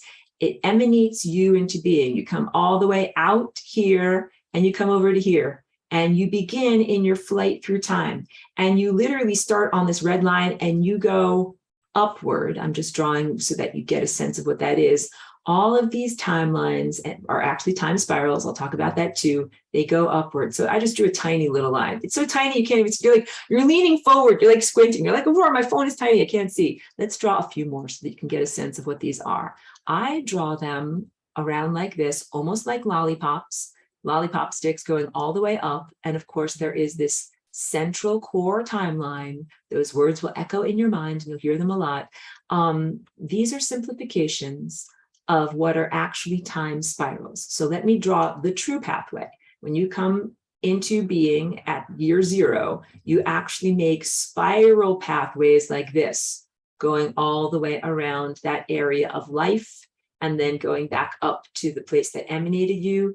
But that is confusing when I draw things like that. So instead of drawing time spirals, I'm drawing these simplified timelines, beginning down here, moving upward in this direction, and then culminating at the final denouement. Each one of these represents a pathway, a possible pathway of your life through time. So what happens is you begin your journey over here, move upward according to the flow of time, and then your journey ends on this black flowing, black line that is a flowing membrane of death. Now, death in this world that we're in is often personified and even made to appear fearful. It's like a person wearing like a black shroud and they have a giant knife and they will cut off your head and cut you down. That's an anthropocentric description and interpretation of what death is. Death is an impersonal force that is this flow of energy like a waterfall that flows on these membranes over here that are actually the boundaries of the area we call life. This is where life energy is, and this is where death is as the boundary. And I use the analogy of gutter balls in the bowling alley. I've never really been bowling, but it's kind of like that. The places where you don't want your bowling ball to go. So all of these timelines that are here, all of these green lollipop lines that I'm drawing over here really represent slightly different time trajectories. They represent different things that can happen due to different decisions that you make in your life or different levels of experience that you make in your life. Now, what you have to know is that when you're a tiny child and you're born, like on this very, very first timeline that I'm drawing that's so tiny you can't even see it, like you're born, but maybe the umbilical cord got wrapped around your neck. And you died literally like 1 minute after you were born. That's why that timeline is so short. Like, I didn't even get a chance to experience anything. I just got born and now I'm dead. Exactly. And so what happens is you then circulate back around to the very beginning and try it again from a slightly different angle, from a slightly different viewpoint. And then you try it again, you get born again. And this time you live for 1 day, except, oh no, the nurse drops you on your head in the hospital. Oh no, I'm being facetious and silly. Please take my lightheartedness in the right way. And you die. After 1 day, you're like, I did all this and I got born, died after 1 day. And then you circulate back around and try a different trajectory. On this timeline, there's a different nurse on duty. On this timeline, you don't get sneezed upon. You don't get a disease that kills you. On this timeline, you don't fall off your bicycle and hit your head on the sidewalk. Each one of these timelines represents the refinery of being able to successfully navigate the field of possibilities and probabilities slightly better. So a lovely student, former current perennial student named Pedro, taught me this analogy, GOTA, GOTA, game over, try again. Analogizing this like a video game, any video game. I only know Pac-Man, but whatever is one that you're familiar with, where you're like, you have maybe an obstacle course or something that you're trying to do, and you do it, but you did it wrong. You fell off a cliff, you died. Game over, try again, back to the beginning. That is literally what happens. So what happens is your genetic sweater is making all of these different loops and crochets, and it brings you to a particular moment in time. And you're like, I'm alive and I'm going to do this thing and I'm going to go in this direction, and you go in that direction, and it ends up being a dead end. And what happens then is you hit the membrane of death. Your genetic sweater is all unknitted, turned back into just a regular ball of yarn, comes back to the beginning, and you try again on a slightly different trajectory. And this is also like on my piano. If it's like, what's the note I'm looking for? I'm looking for this note up here. Is it this note?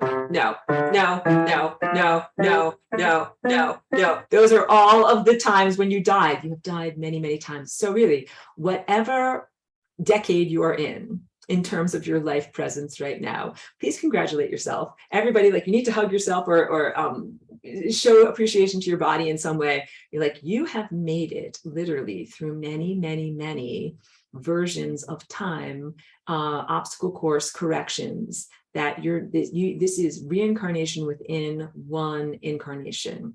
So within the fractal of your one life, yes, you died immediately upon birth. Yes, something happened one day after you were born. Yes, something happened when you were 3 years old. When you were 5 years old, you fell in a pool. You got a disease when you were 7 years old and you died. Any of these things, if you have made it to age 18 or older, congratulations, because you have transcended many, many, many attempts to continue to correctly navigate the obstacle course known as life and stay alive. Yes, you may sing the song by the Bee Gees, staying alive, that is the goal, staying alive, staying alive. So in all of this, and let me just finish with my little drawing over here, what I always draw in my shorthand, my cross-section shorthand of reality structure, is that there is the central core timeline. Let's make it a different color, like this very bright pink.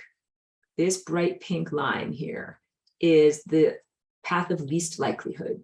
It is the least likely because in the map of time, there's only one little tiny possibility, one little tiny version of reality that's like the version of you that can make it through the wormhole. What I'm doing over here as I'm talking, I'm also I'm making a top-down view of all of these. These are all timelines. All these green ones are these green timelines. And then here's this red outer boundary. That's your birth. You're just like an old-fashioned analog record. What you are doing is spiraling inward, starting here, and then spiraling inward through all of these different possible life trajectories. There's many, many, many of these green timelines over here, but there's literally only one central core timeline. That's this one right here. It's this one right here. So this is the top-down view. This is the side view, so that you can see. It's the path of least likelihood, because possibility means anything can happen.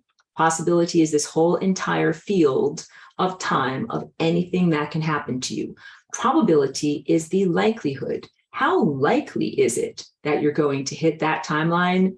Very, very, very unlikely. The odds might be 10 million, billion, trillion, gazillion to 1.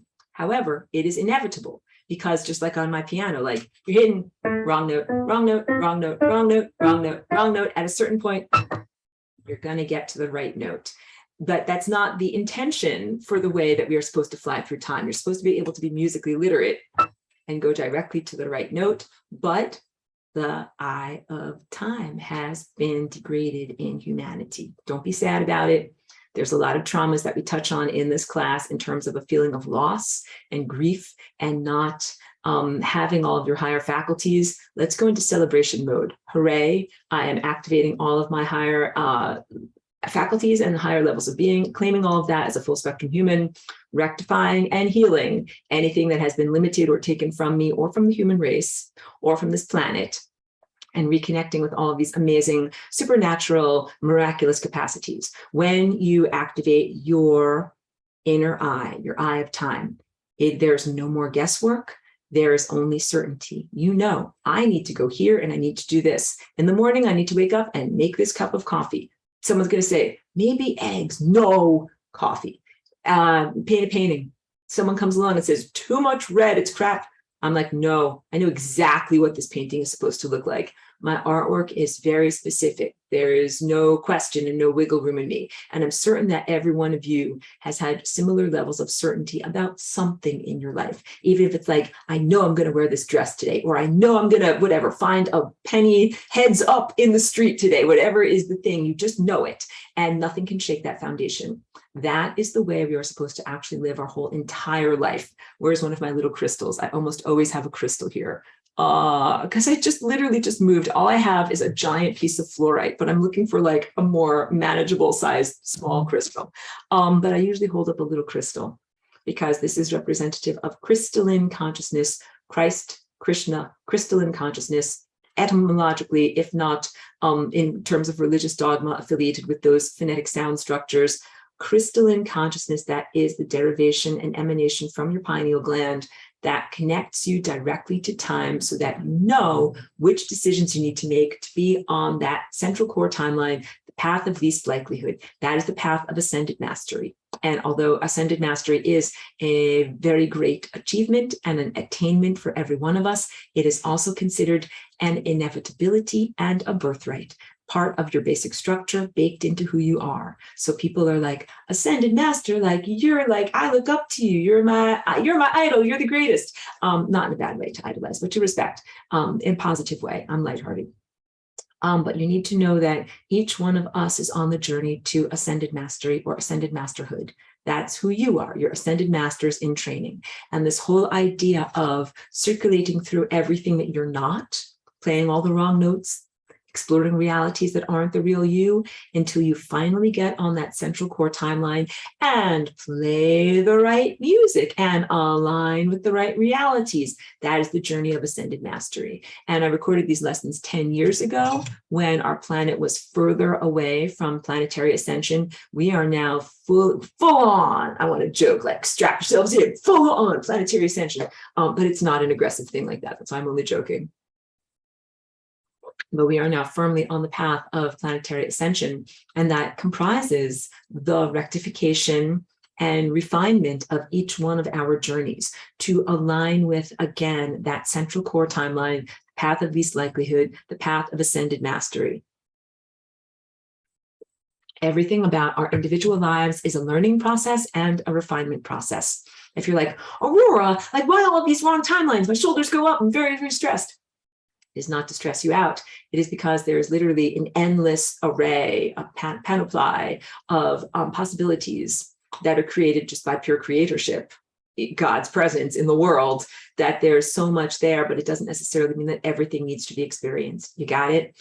So there's everythingness is possible, but everythingness does not have to be experienced by you. Everythingness is not necessarily desirable. And what you are doing with your chakras, because of course you have all of these layers of time that are learning how to be in alignment with that particular central core timeline, you're figuring out the exact right chord, many multiple notes played at once that are harmonically integrative. That was not right. Sorry, because I have a lot of things on my piano keyboard. I couldn't see what things I'm pressing.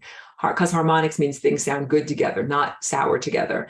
You're figuring out the correct time chords to play with your chakra system so that you are able to achieve ascended mastery. And as you're doing that right now as an individual, you're surrounded by all of these others, embodied humans, and also dolphins, dragonflies, redwood trees, who are also on the path of ascended mastery on a planet. This painting that is also on the path of ascension, ascended mastery for the planet. So our planet has chakras, our planet has a magnetosphere. The magnetosphere is shaped exactly like a torus.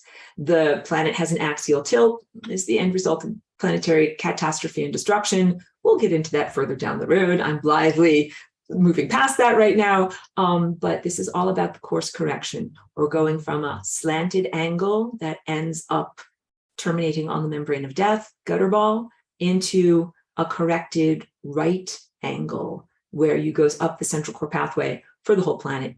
Whole entire planet is writing its time experience so that you get to be on the corrected pathway, on the corrected journey. Let me just make sure, because I'm checking to see, I'm actually doing pretty good in terms of all the things that I want to get through. You guys know, check the PDF because I have extensive notes, and that I always want to make sure that I get through all the extensive notes. And even my extensive notes are not everything, and I am not drawing everything that's in the Teachable stuff. So use all of your neural pathways and check out all of these ways of learning, please. Okay, let's talk about the bidirectional highway that is known as your chakra system, coming from violet, going down to red, and coming from red, going up to violet. What, Aurora? I don't understand. Let's draw it. Let's tell you. Let's use this as the picture. Okay, information. Let me just grab the annotation. Information comes to us from the higher dimensional, less dense realm. That's this beautiful white dot over here. That would be considered the source of consciousness and divine presence. Impulses and energy come from there, and I'm just going to show it spiraling down, and they come into the violet chakra, the place where you plug in to that divine higher consciousness. And then again, these are like water wheels or lenses or electrical transformers. That signal is successively made larger and slower as it flows through these various chakras of your body until it reaches the physical presence. And the physical presence would be considered the neurology impulses of your physical body, the place that is known as the five senses of your body. Let's talk about what is objective materialism. Objective materialism, I'll go back to my face, is the defining thought feature for roughly the past 500 years. It came out of largely the work of Sir Isaac Newton in the 1600s, coming out of a time when people were very superstitious and a time of spiritualism.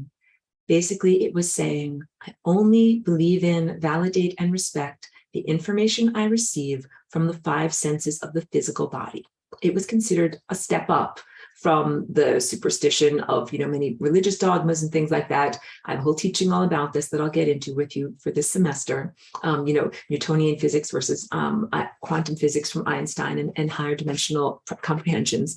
Enough to say right now that the work of Newton was brilliant for its time. He's absolutely a visionary.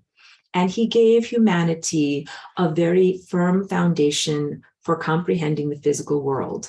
And that's also where a lot of the work about the rainbow came from also, his 7 colors of the rainbow. Enough to say that that represents a certain level of perception of reality. You can say, like, yes, Aurora has a face. Yes, Aurora is sitting in a chair. Yes, there is a wall and a table behind me. Yes to all of those things. And yes, there are sound waves that are stimulating the tiny little hairs inside of your ears. Like, yes, all of those things are happening. That's not the only information or defining characteristic of what is happening in reality. At the same time that you have all of that red layer stuff going on, you also have emotions about it. You also have thoughts about it. You also have unconditional love, which is this, again, love tone, equal giving and receiving central clearinghouse of information experience about it. You also have truth about it. You also have insight about it.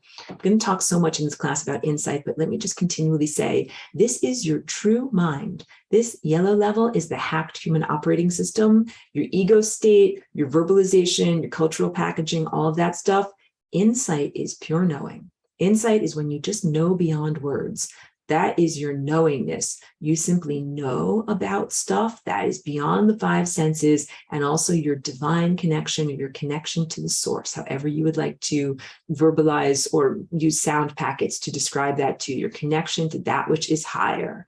All of that stuff right there is discounted or invalidated or deprioritized in terms of perception in the objective materialist viewpoint. So the objective materialist viewpoint says you have a body, you have a physical world, that's the stuff we can all agree upon. It is also known as consensual reality. Not that you're consenting to reality, but it's something that you agree to by consensus. Everybody agrees. Everybody agrees. Aurora has hair. It can be scientifically proven. It is scientifically proven. Wait, here's my clipboard. Aurora has hair. Check. It is correct. Aurora has hair.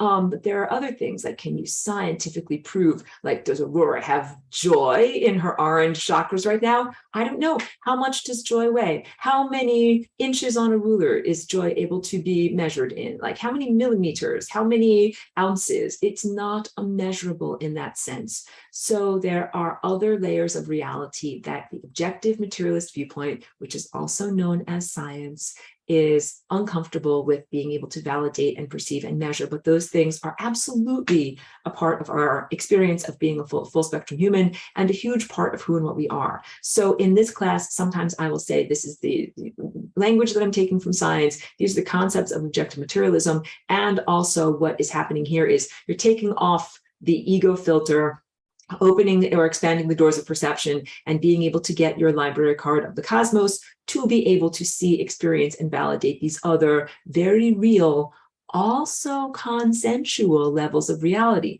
There's consensus reality in these higher visionary places. So again, what I am painting here, these are not mere arbitrary abstractions where I'm like, I just decided one day that this is the harmonic language. Like, no, actually, I perceive like a landscape painter sees a vista and says, okay, there's a mountain there, there's these trees there, I'm going to choose the right colors, I'm going to make an accurate portrayal of the landscape that I'm seeing, and then I'm going to bring it home to everyone. I'm going to say, look, like I went to this place and I painted a picture of it. That's what it looks like.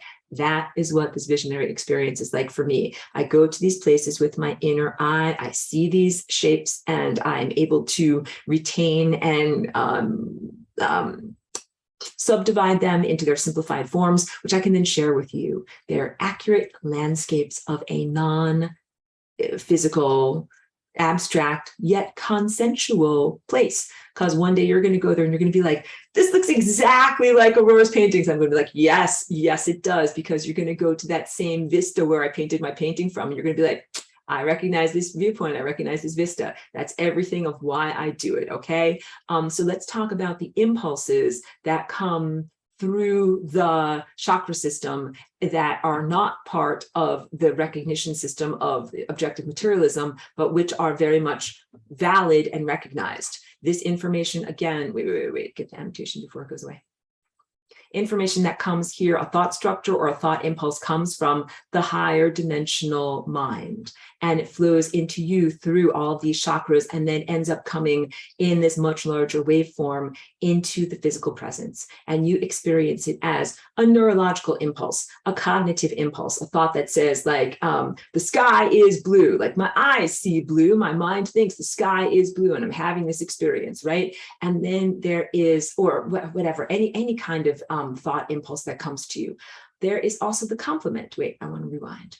Let's use a red impulse. This red impulse comes to you from the sensorium of being in the physical world. And let's use food as an example. Whatever is your favorite food. Sometimes I use the example of a hamburger and the vegans are very insulted. So whatever is your favorite food, that's what this pile of red represents. And what you're doing when you're eating food is you're like, I'm putting food into my physical body. I'm having this experience. My senses sense things. I sense things. I taste things. It goes into my intestines. I then have an emotional experience. Digestive juices are released, emotions are created. I know I'm only using red, but just understand I'm moving through the color system here. This impulse goes up through your cognitive abilities. You're like, oh, I'm thinking about this food that I'm eating. I'm really thinking about avocados and the trees that they come from and bread and how is bread made and what is the system like? And then all of this goes through, again, the CPU, central clearinghouse of your heart. Your heart is open and then it is clothed with words or words are taken away from it. It is turned into a direct impulse of consciousness in your higher dimensional insight, your mind, eye of time, and then it is sent back up through your violet chakra to the source that emanated you. And that source also emanated the food over here. So basically everything that you're experiencing here is energy on loan. All of the energy that's been loaned to your body is on loan from the sun and the stars and the source. The food that you eat, the water that sustains you, it's all on loan to you.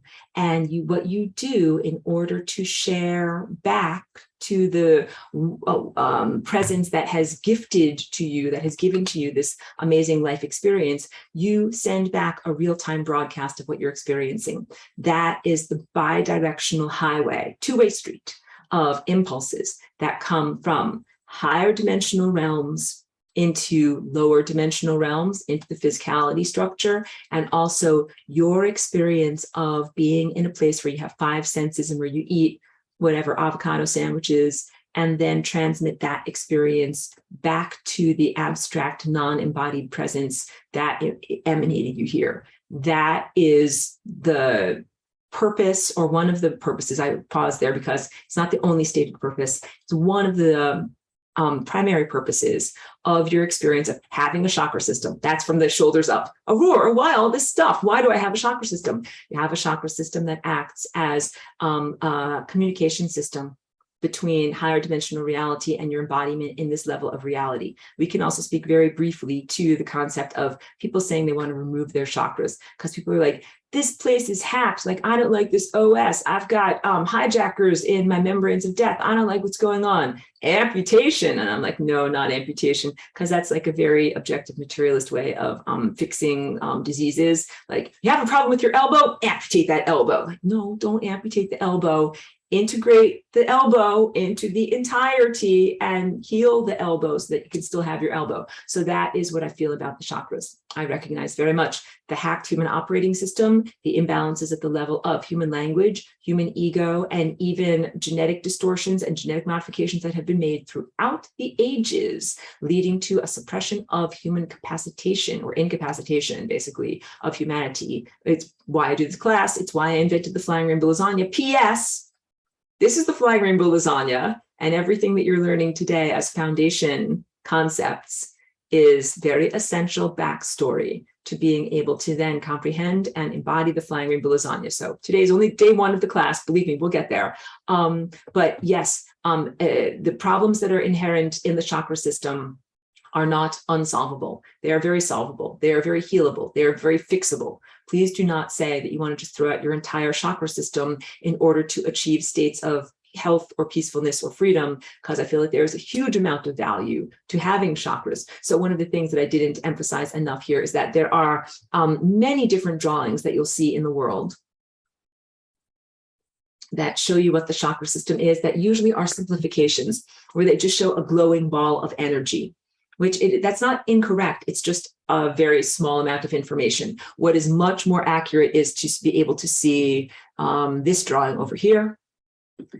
These are what your chakras are actually shaped like. And so again, there's not that many people that have this level of accuracy and information to be able to share, but I want you to be able to know this central convergence point that is at the center of each one of these chakras. And what these correspond to different places on your spine. So, you know, when I talk about like this light blue area over here corresponding to your throat, yes, it does. And also, please understand that what I just showed you is like the unnested version of what all of these chakras look like when they are actually all nested together. So, you know, just like those Russian Matryoshka dolls, the Russian dolls. Yeah, guys, guess who just showed up? I know it's the almost the end of the semester, but this is Cheeky over here, and she always is part of every semester, and she usually even has her own little dog chair. She's going to get in her dog bed right next to me. Yes, that's my dog boss. Sorry to be lighthearted.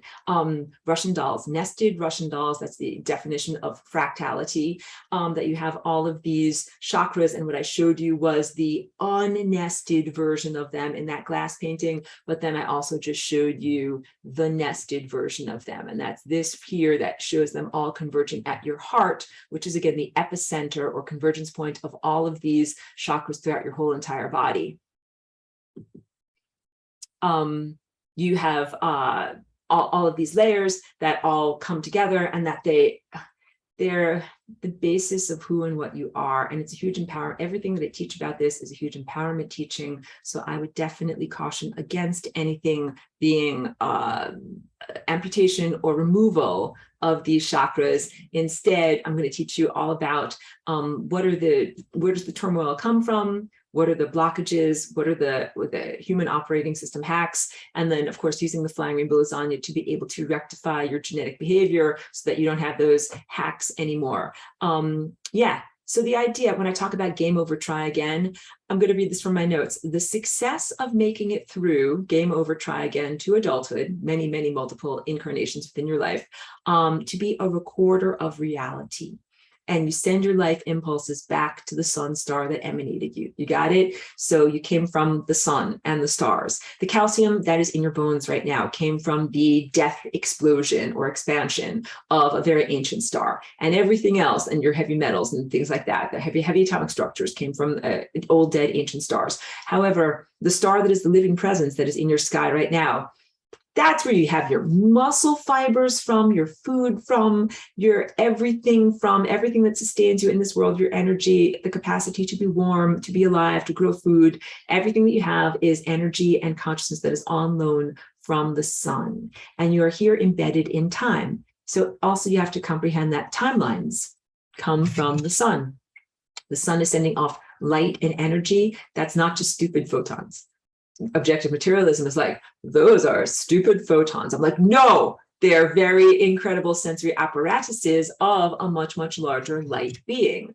Timelines, every single possibility that spreads before you in the morning when you wake up, that all emanates from the sun. And what we are doing in partnership with the sun is taking a recording, just like, where's a hard drive? Do I have a hard drive around here? Easily accessible. Yeah, I don't. Hold it up. Hard drive. This contains all the information that's important, like my music from my computer.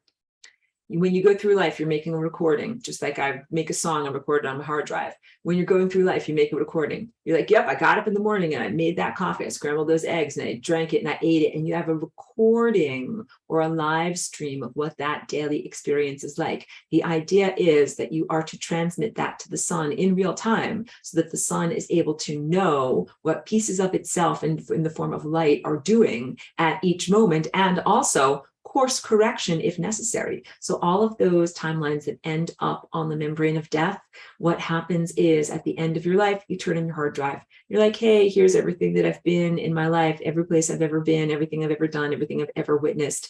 And then the sun gets that information and is like, exasperated, like too late. Like if I had known that now, I would have course corrected you and you would not have hit the membrane of death. You would not have gone down that time dead end. You would have changed. So please understand now, I'm going to just do a little bit of current events because I don't always talk current events. But, when I talk about planetary ascension, we have avoided catastrophe an uncountable number of times. The sun and the stars have given us course correction many, many, many times. It is absolutely wonderful. It's positive information to know this. Tons of times when we should have died from nuclear explosions or comets hitting the planet or some other huge destabilizing extinction event. None of that happened. Look, I'm still here. I woke up in the morning, I made my coffee, I ate my eggs. None of that happened.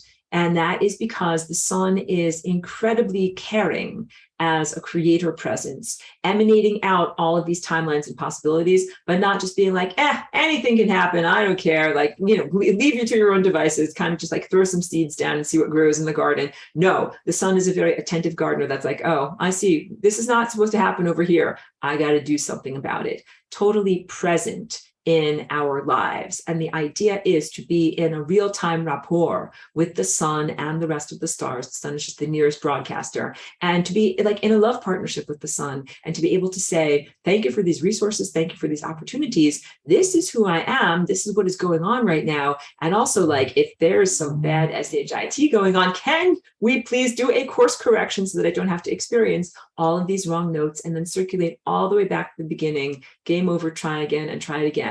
So we have experienced a lot of recent course corrections. Definitely they have been faster and faster in an asymptotic curve, more and more and more faster. Like it used to be maybe one course correction a year, a month, a day, 10 million, even as you're having your breakfast, course correction. So you guys might experience that as the acceleration of time, as life changes, going through portals, and also relevancy. When I say that, what I mean is that if someone sends me an email early in the day, I respond to that email right away because we can change timelines. Literally, you're going on this timeline. You can literally be like, well, now we're on this timeline, this timeline, this timeline, this timeline. in the course of one dog walk or having a cup of coffee, whatever it is, a very short amount of time. And then that email that I got, that's from that timeline all the way back there. It seems like a million miles ago. So I've gotten into this habit, like when something happens, I respond to it in its moment of relevancy, because I really notice that we are shifting so quickly now. Again, I recorded these lessons 10 years ago. I've been here as a walk-in for 20 years. We've been going through this planetary ascension portal since 2001, definitely since December 21st, 2012, really, really strongly over the past 5 years since 2017.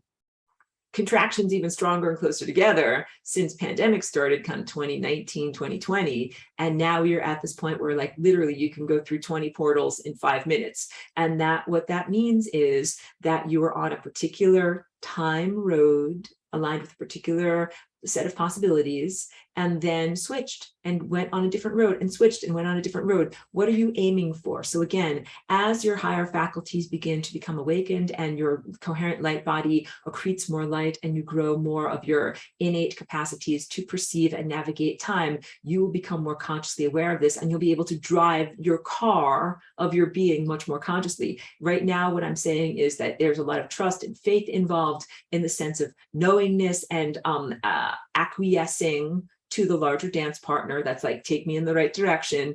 But you also are in a positive way, like a child or a newborn infant, just learning about your light body, just learning about what chakras are, just learning how to begin to see and perceive time. All of that is possible. Like have the beginner's mind and be able to say, I'm new, I'm learning. Like, how do I do this? With the knowingness that just like when you were a tiny child, at first you had to focus really, really hard to be able to tie your shoes. You were like, okay, first I make a loop.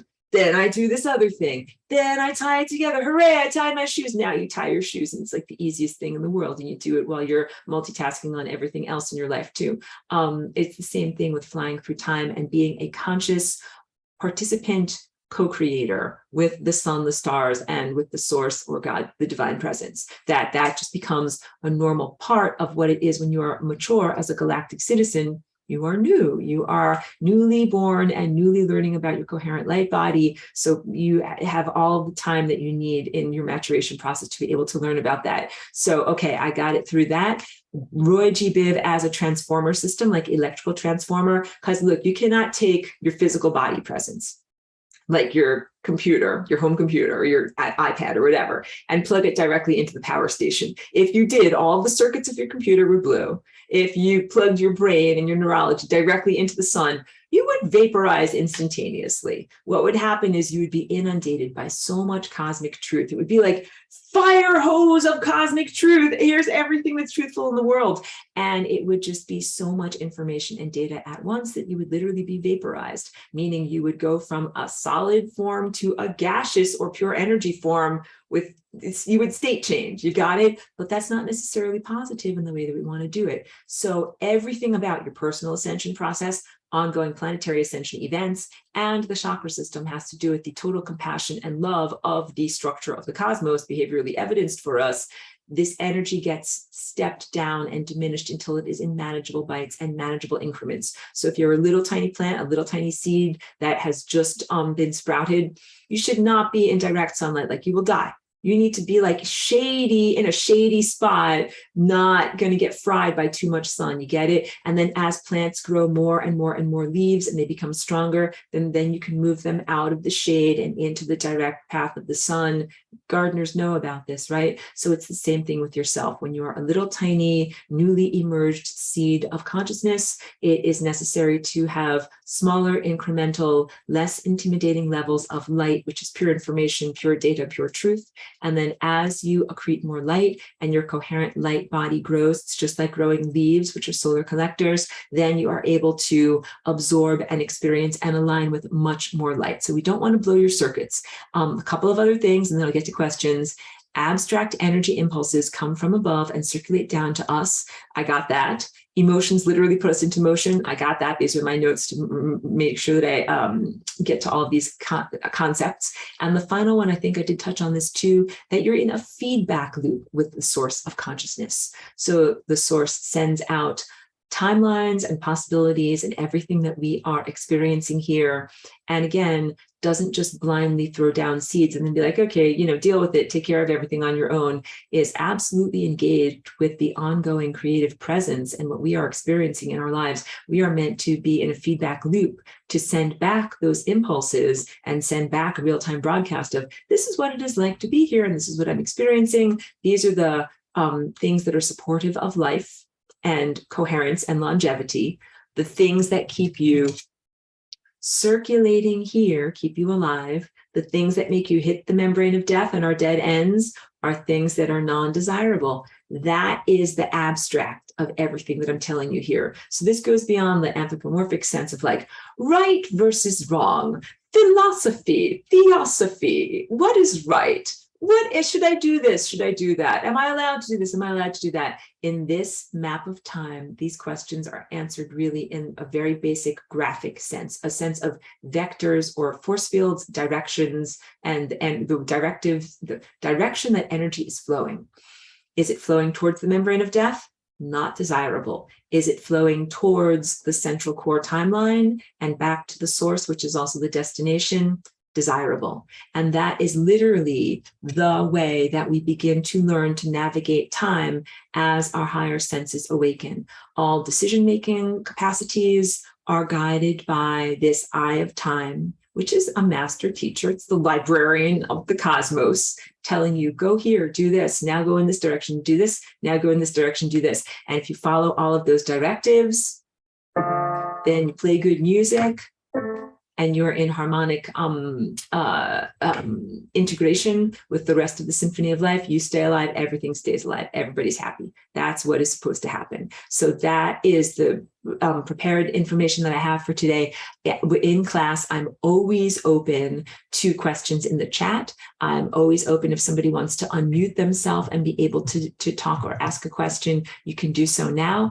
And I know that many wonderful people catch the archive. So this is recorded, and then I will upload this and share the archive with the class later. If anybody has questions, you can email questions to me. You can also ask questions in the comment section of YouTube, and I am usually very responsive. And that whole back and forth rapport is part of being a musician in the symphony of life. It's part of me sending out impulses and then having them reflect back. It's part of how I learn. I've learned a lot more about how people's minds work and how people's perceptions work, and how I can share these concepts even more greatly. So anybody has any questions, comments, sharing, or anything else to be a part of this recording, that will be shared with other people in the class and with people that are on YouTube, because we'll also have time for private sharing after the class, after I finish the recording, if you want to. Just always give you that opportunity.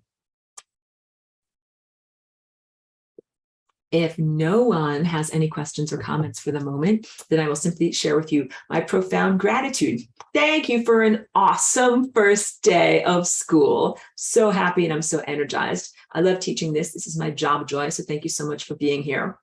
You guys saw Miss Cheeky making her appearance. I have to spell it out. Soon it will be time for her WALK. So if there's nothing else here, we will take her to get her wonderful exercise of the day. And for now, this class is scheduled for Wednesdays at 12 p.m. Pacific time. So I don't know if I have any other fabulous housekeeping to be able to share with you. Links are almost always in the description of this video. So profound thanks. Thank you for being here. Thank you, Melissa. Love to you. Love received. Love to you. And Chris says, high five, everyone. Dog walk time for him as well. Very good. Oh, we said the magic words, DOGWALK.